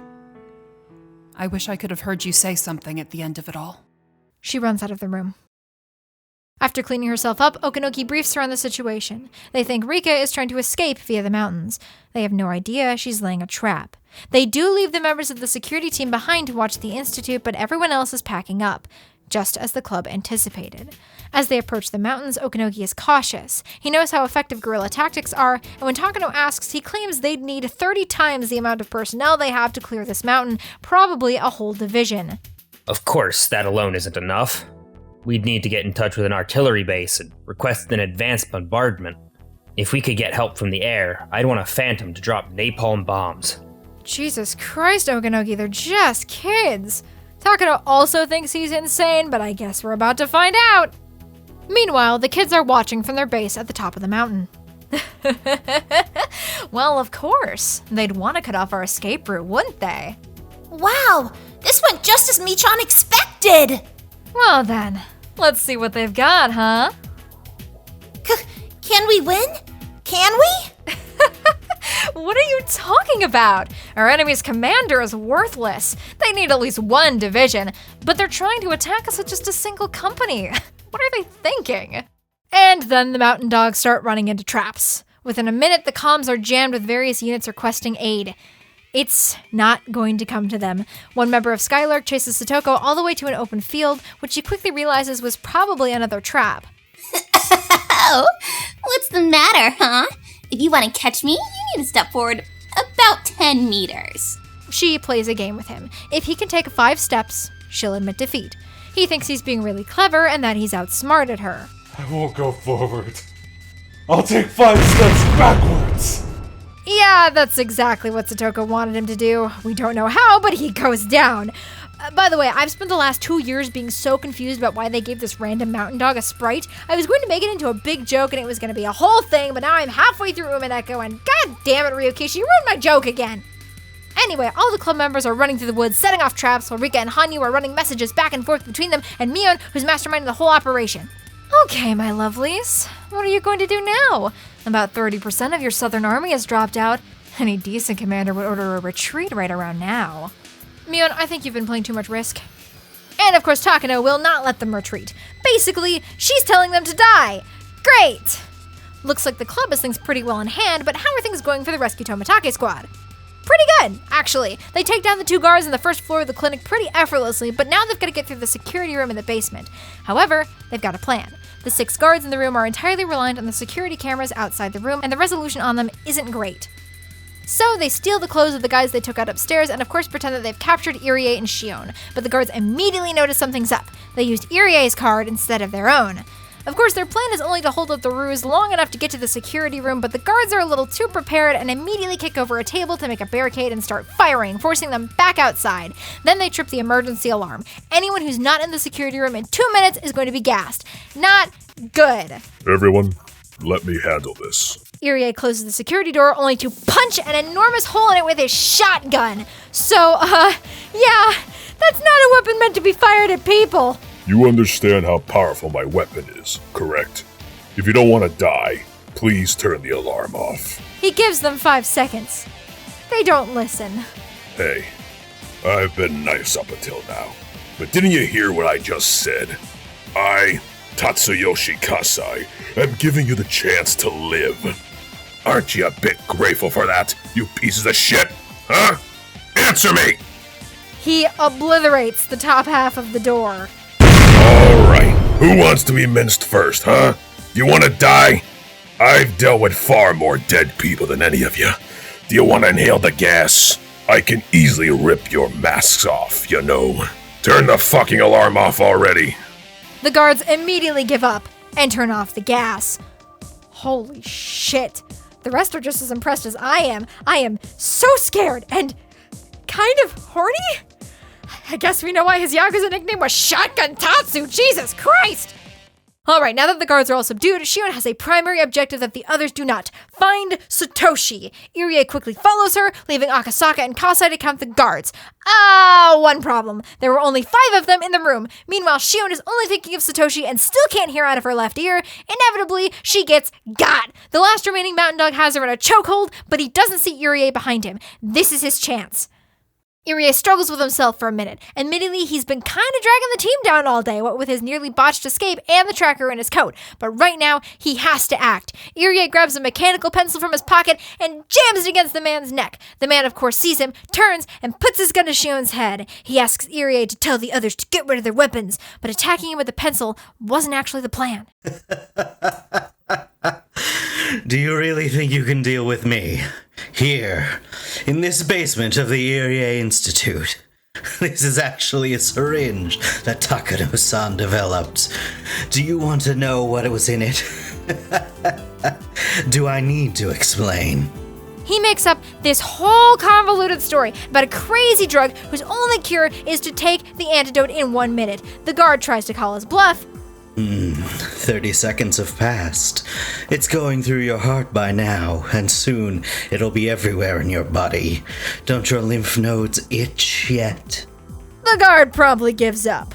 No, that's not good enough. That's not how you talk to your master. I have to inject you in the butt. Get on your hands and knees with your pants down. Shake your butt and beg me to give you the antidote. God damn it, Irie, you've taken the wrong lesson from Keiichi, because, yeah, he goes off on a whole crazy rant about maids now. Okay, time to rapidly tone shift, because now that the last guard is well in hand, there's nothing left stopping Shion. Satoshi-kun! There he is, through the observation window, looking half dead, but sleeping. Kasai grabs the stretcher, but Irie pulls Shion aside. Before we take him out of here, there's one thing I want you to promise me. I'm going to move him onto the stretcher, but don't try to wake him up. Why? Satoshi-kun suffered serious emotional damage that day. Fortunately, he's alive, but he can't tell his friends from his enemies or truth from fiction. He is suffering from a serious delusion of persecution and fear. To escape that, he would attack anyone. He would even attack you. This is when Shion notices that Satoshi is strapped into the bed. He can't move. Shion asks if he'll ever get better, and Irie hesitates. What? What is it?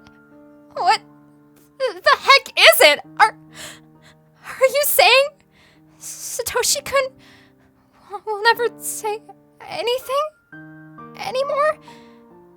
He will never rub my head ever again? Why? Why? Irie pleads with her to be quiet as she pounds on the glass. Satoshi will hurt her, and they know that if he was in his right mind, that is the last thing he would want. Shion slides down the wall and cries.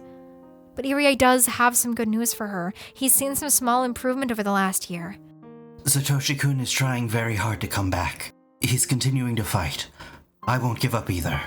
He recalls his parents and how his father's injury tore them apart. He doesn't want that to happen again. I promise. I will bring Satoshi-kun back to Hinamizawa. Shion-san, please, trust me and wait. I promise you. Please wait until that day, and we'll welcome him back together. If Satoshi-kun is coming back, I'll do anything. I'll endure anything. Irie points out something in the corner of the room. It's the giant teddy bear he bought for Satoko's birthday. Of course he'll come back. He hasn't given her her present. Shion asks if she can still come visit him and read to him, and Irie agrees. Oh, yeah, wait, they were here to rescue Tomitake, weren't they? I guess Akasaka must have done that off-screen, as he comes in with unfortunate news. Any communication out of Hinamizawa has been blocked off by the mountain dogs, including in the security room, which must have gotten damaged during the gunfight. They're going to have to leave the city limits to get to a phone so Tomitake can call the Bloodhounds, which is going to be difficult, considering that the only road out of town is guarded by an RPG-7. I don't know what that means, but it sounds pretty bad. Regardless, they've rescued both Satoshi and Tomitake, so all things considered, it's a victory for now. Sis.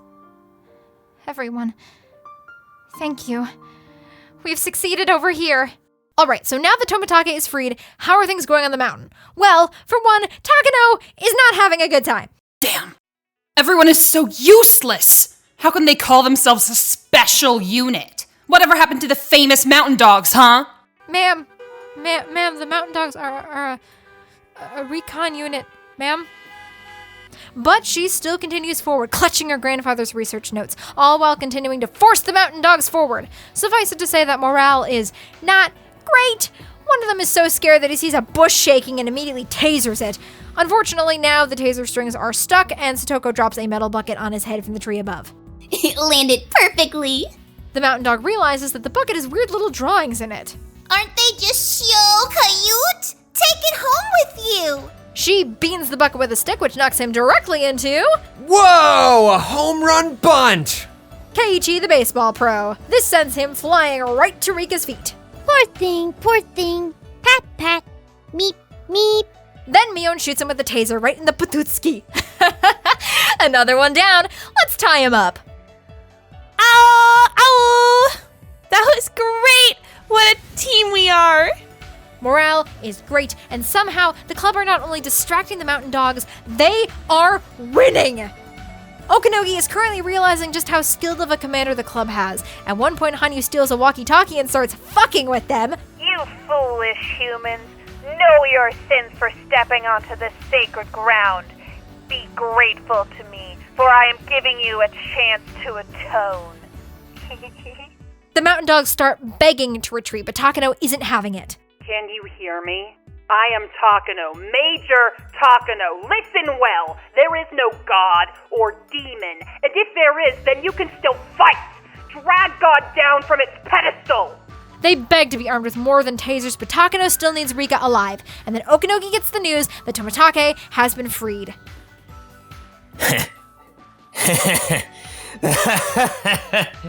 I get it. Did you let Cuckoo and Tokyo know? Do it now. Tomitake has escaped. We've closed the escape route, but I guess that's no use. They've defeated even the armed security unit within seconds. I don't think one RPG could stop them. So whichever mountain dog is on comms lets the blockade team know to get their big fuck-off gun ready, which they do. They've been sitting here on the road this whole time doing fuck all, and now they're getting hungry. But now here comes a car down the road, so they pull their van out into the middle to try to hold them off. They can only fire their big gun once though, so they need to wait for the last possible second. Akasaka is at the wheel of this car, which for your information happens to belong to Kasai, and Tomitake is in the passenger seat. They are blazing towards this van. Akasaka-san, prepare for impact. The mountain dogs give the signal to fire, and the rocket doesn't go off. The guy who was supposed to fire it has just been shot in the shoulder. Now the car's too close and they can only use the regular guns, but those aren't working. That's no normal car. Of course it isn't. That's the Sonozaki family's specially made bulletproof limousine. Kasai, the spotter picked up the RPG. Don't let him fire. Huh. Do you think I'm going to miss him at this distance? So Shion and Kasai are acting as a sniper spotter team, and they are deadly effective. Well, not deadly since Kasai is only disabling the mountain dogs, but that is somehow even more impressive. Back at the van, Akasaka has just rammed into it at just the right angle to spin it out of the road and break through. Shion and Kasai prevent more mountain dogs from climbing in the van, so there's only a driver and a passenger to chase the car. Are they after us? Yeah. Boy, he drives well. He's catching up in that van. That's worrying. Please fend them off. Tomitake sticks his head out the window, but he holds his fire. The mountain dogs in the van gets impatient and starts firing off bullets, but on the bumpy, curvy road, misses all of them. Tomitake-san, it's not safe to lean out like that. Don't worry. A shooter that clumsy can't hit me. In a situation like this, it's safer to wait and see for a moment. Don't try to shoot the target. Try to let the bullet find it just like this. With one shot, he does some nasty body damage to the van. Yeah, so as it turns out, Tomitake is only a desk jockey because of an accident. He used to teach marksmanship. Tomitake fires a few more shots, each one closer and closer to the driver, when the mountain dogs are finally given the signal to fall back. Whew. Even after such a gunfight, you're still so calm. I bet you've gone through quite a bit, huh? It's all thanks to my training. Now, if y'all will stop sucking each other's dicks, we got a phone call to make. They make it to Okinomiya, and there, finally, Tomitake puts in a call and mobilizes the Bloodhounds. He and Akasaka briefly considered getting lunch, but both ultimately decide to go back to Hinamizawa. Rika-chan is waiting for me. I haven't kept my promise yet. I actually have something to take care of, too. I was thinking of going back. Anyway, Akasaka-san, have you been on a helicopter before? I have a permit for one. And they start up their cool-ass bulletproof limousine and head back the way they came. Back on the mountain, it has started to rain, but Okanogi at least doesn't care about that. He has locked his thoughts entirely on the club's commander. I don't know how he's going to react when he finds out who she is. Finally, an incredibly tiny amount of the mountain dogs manage to make it to the top. There she is! It's our Okanogi, capture her! Major, how can you even say that to us under these circumstances? So Okanogi takes off his shirt, weirdo, and steps forward alone. I am Okanogi, also known as Phoenix One of the Mountain Dogs. I'm here to pay my respects to your leader. May I have their name? I'm the leader of this club. My name is Mion Sonozaki. You've won this battle. There's nothing else we can do at this point. Tomitake broke through the blockade. I'm sure he's already called Tokyo. I don't know when the suppression unit will arrive, but it's just a matter of time, I'm sure. If you want to laugh, go right ahead.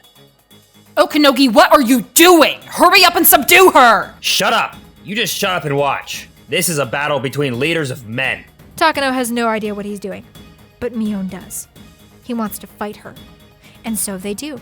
Mion gets in a good grapple, but doesn't fully break his arm. She doesn't really want to hurt him. They go back and forth for a while, and Okanogi admits he's impressed. I bet you could lead in the SAS. Delta? Spetsnaz? Whichever you joined, you'd be one of the best. SAS? Delta Force? Lame. I'm not interested in being in charge of any units at all. Listen, there's only one club I want to lead. I'm not interested in games without penalties. The magician of words, Keiichi Maebara, seeker of all things adorable and cute, Rena Ryuugu, trap master Satoko, and the charming enticer Rika-chan. And last but not least, our newcomer, Hanyu Furude.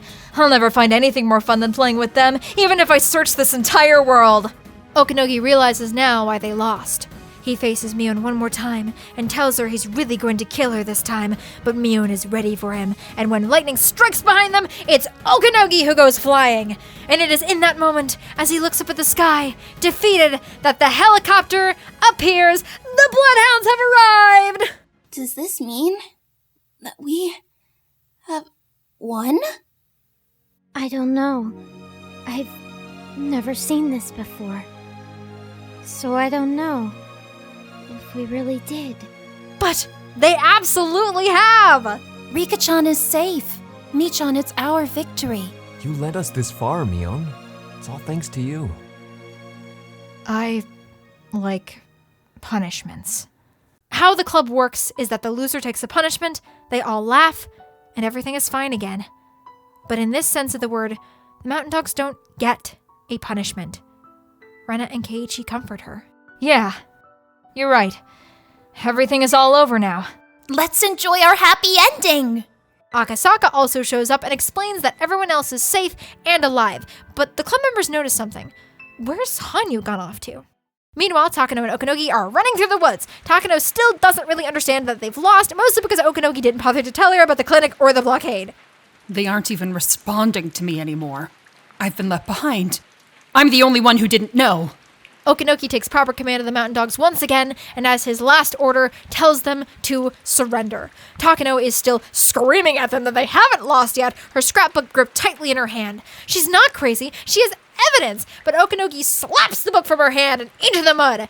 As she reaches down to grab it, he steps on it, and then he finally tells her the truth. Major, I don't really care if what's in this scrapbook is true or false. As a matter of fact, nobody does. The clients in Tokyo merely wanted to see how many people would actually believe what's in the scrapbook. They didn't even care if it was the truth or lies, as long as it was believable. They didn't care? No, this isn't a lie. My grandfather and I researched it for so many years. Come on, move your foot! Okanogi is pissed that so many people counted on that scrapbook and lost, and Takano is losing her mind upon finally realizing that nobody really cared about her or her research. It's a sad moment. I think it's really, really difficult to pull off a villain that is both irredeemable and yet entirely sympathetic.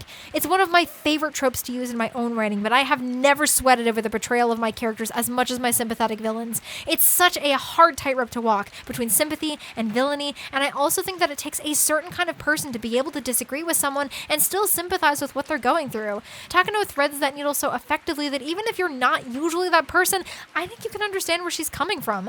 Deep down, she's still just that sad, scared little girl helping her grandfather. She's also, however, a child-murdering egomaniac, and she needs to be put in her place. First by Okanogi, who kicks her and then throws a gun at her, obviously meant for her to use on herself, then by Nomura, who gave the order that Takano had to die if the plan went wrong and go down as the scapegoat. And finally... I'm running through the mountain, covered in dirt.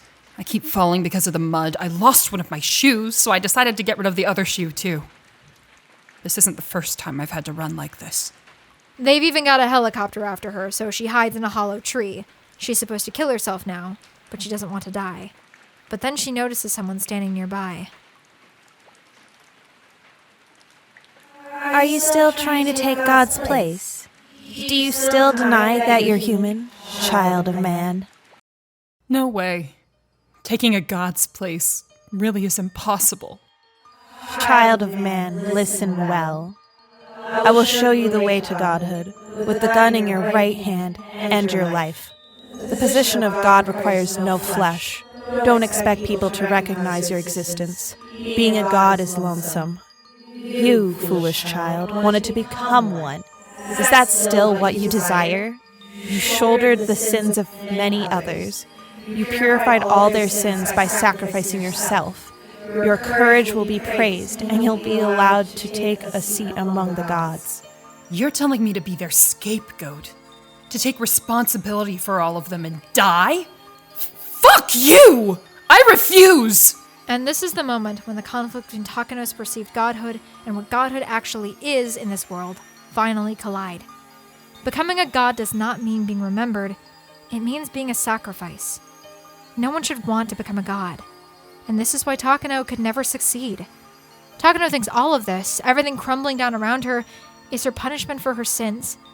And maybe, in a way it is. But there's still one way out of this. The human world will want you to purify your sins. However, I'm not a human. I am a being above man. A being which fills in the missing gaps in harmony. Man cannot forgive the sins of man. I am the one who forgives the sins of man.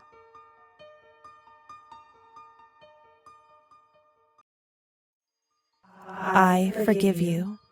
This is not a world of humans, after all. The world of humans should not require sacrifices to purge sin. That is the world of demons, a world that potentially Hanyu helped to create. But she's finally found the fragment where no sacrifice is needed. Not Rika, not any of their friends and allies, and not Takano. But just when Hanyu is about to touch her, to forgive her, the club finds them. And as Takano comes back to herself, the first thing she does is points the gun at Hanyu and tells her not to move. I really am unlucky to the end. Or maybe you could call this a kind of luck. At the end of it all, I managed to get some vengeance. Do you know what this is? It's a gun. Don't you dare move. The tables have turned now. She demands that if she doesn't want anyone hurt, that Mion will step forward, which she does, despite the club members' protests. Don't any of you move. Just stay behind me. How courageous. Is this some spirit of self-sacrifice? Rather be shot yourself than letting your friends be shot? Well, it's not that easy to kill someone with just one shot. Go ahead and shoot me, but make sure it's me you hit. If you shoot anyone else, I'll put you through hell. Takano then compares her life to Old Maid. She's the one that drew the Joker, the one that nobody wants. Brave Mion, I've witnessed your courage. That's more than enough. If the Joker can't be passed to anyone else in this human world, then it's my job to accept it. Rika, I had a lot of fun in this world. It was so much more fun to be in it than just to watch. I was so happy spending time with all of you. Funny thing about that, though, is that the club never plays Old Maid. They always play Old Bachelor instead. Time stops again, just like last chapter, just before it's going to hit Hanyu's chest. And in that frozen time, Rika reaches out and grabs the bullet. Don't be so surprised. You've learned about how to make a miracle happen. A lot of amazing things happened today, but none of them were worthy of being called a miracle. I am the reincarnation of Oyashiro-sama, after all, so let me make a miracle happen at the very end. She explains that in Old Bachelor, it isn't that one random card is added, it's that one card is taken away. Everything would be in harmony if something wasn't missing. Hanyu, the missing card in this world where someone has to foist their sins onto another, has joined the game. So this game has no losers. This world doesn't need a losing card. That is the answer I finally reached after a 1,000-year journey. The answer has always been there. It was there in the very first game of Mion's club. The very first game we played. All the way back in Chapter 1. Son of a bitch! Not only has Rika saved all the members of the club, she's also saved Takano as well. Except that then, the Bloodhounds arrive. They grab Takano and step all over her scrapbook. No! I want to take my grandpa's scrapbook with me! No! Wait! Enter the man of the hour, Tomitake. I'll take it from here. Can't you tell? Just look at her. Look at all the scars. She's been scratching herself. She must have Hinamizawa syndrome. This is true. Takano has a habit of scratching herself when she's stressed, like maybe all of today. So instead of arresting her, Tomitake convinces the Bloodhounds that she needs to be put under medical care. Jirou-san? Jirou-san?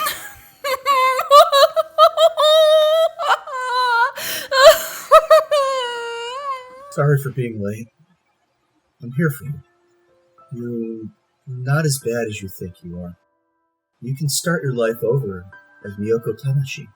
I can't. I've committed too many sins. I shouldn't be allowed to start over. I should be dead. That's true. Your sins may not be so light. But don't worry. I'll be with you. We can atone together. Let's atone for Miyo Takano's sins. And let's bring back Miyoko Tamashi together. Even if the world won't forgive her, Jirou Tomitake will. Takano is still taken away in handcuffs, but she won't be prosecuted for her crimes today. And honestly, I'm fine with that. In this reality, at least, she might be indirectly responsible for a number of terrible things, but Rika is safe. The entire club is safe. Her sins are not insurmountable. At least, I don't think so. It is now, somehow, only 3 p.m. In a matter of hours, the Watanagashi festival will begin. And with that, everything would end when the Higurashi cry. Holy shit, you said the Finally, the game has ended without a true loser. Even Hanyu has still been allowed to stay. There is a spot for her on this stage, just the same as all the others. Because even if we haven't known it for the longest time, she's been there all along, just like everyone else. You suffered so much during your journey. This miracle isn't even enough to repay you for what you've gone through. Nipa. Ella. This is more than enough. This miracle is more than enough. It'll be dark soon. It's time for the festival. We'll have so much fun together. I don't have to just watch the Watanagashi festival, huh? That's right. Because you don't watch a festival. You enjoy it. And so they do. They play and battle and eat and watch Rika's dance, just like they all have always wanted. And in the end, they watch their cotton drift down the river. All of them together. In the game, a moment is taken to explain what all of the characters do after the story. It's cute, and you should go watch it, but I'm going to do something a little different here. I'm going to thank you. Thank you so much for sticking with me on this incredibly long journey. Every single comment you've all left has given me so much joy. And not just me. There's a whole cast of people that have put so much time into this project, and they've loved your viewership just as much. So on behalf of all the club members, thank you so much for allowing me to join this project. It's been an honor. Higurashi means so much to me, and I loved sharing this world with you. Nipa! Thanks so much, guys! Thank you for going along this journey with us. It's been such a pleasure. Thank you. Thank you for joining us on this adventure. Ella! There's nothing arousing about stark nakedness. Leave her socks on at least! But in all seriousness, it's been such a blast playing this goofy little goober. Thanks for watching, everyone. and their allies and enemies. I won't lie, I'm still immensely confused on everything that happened in this story, but thank you for listening to me anyway. Hey, thank you all for being here. Thank you very much for watching. Thank you for watching. Yes, very cool. Hi everyone, thank you for watching. Thank you for listening. I love you all. Please help. Please just help me. Please help. Hey, thanks for watching. It's been great. Hope you all enjoyed. It was fun. You did it! Now watch it again. Thank you for watching.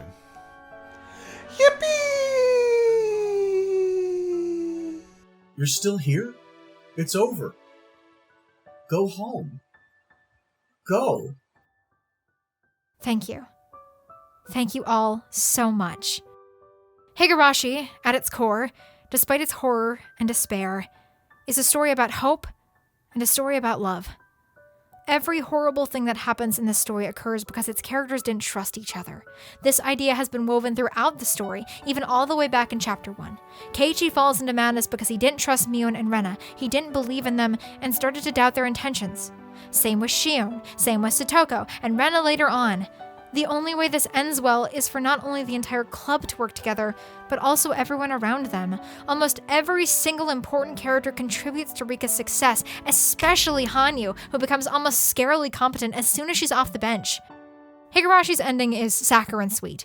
One might argue a little too much for how dark it's been for most of its run, but I think that it earned it. The doom and gloom has been so heavy-handed specifically to create a contrast, not just to exist for the sake of itself. We feel incredibly elated to see the characters succeed after so many attempts gone wrong. So I believe it works. Ultimately, that's why I won't be covering any more of Higurashi. I won't be covering any of the console arcs or the side chapters or the Go and Satsu animes simply because I haven't read any of them. I like where this story ends. I think this is the best way it could have ended. Simply put, everything from the grand overarching narrative to all the little things Ryuukishi has done throughout the story to manipulate you as the viewer in small ways is perfect. This is a masterpiece, and I'm so happy that all of you were here to experience it with me. So once more, thank you. There are more stories for us to view ahead, and many places left to go. I'm not going anywhere anytime soon, so I hope that you'll stick around with me. But until then, try to get some sleep tonight.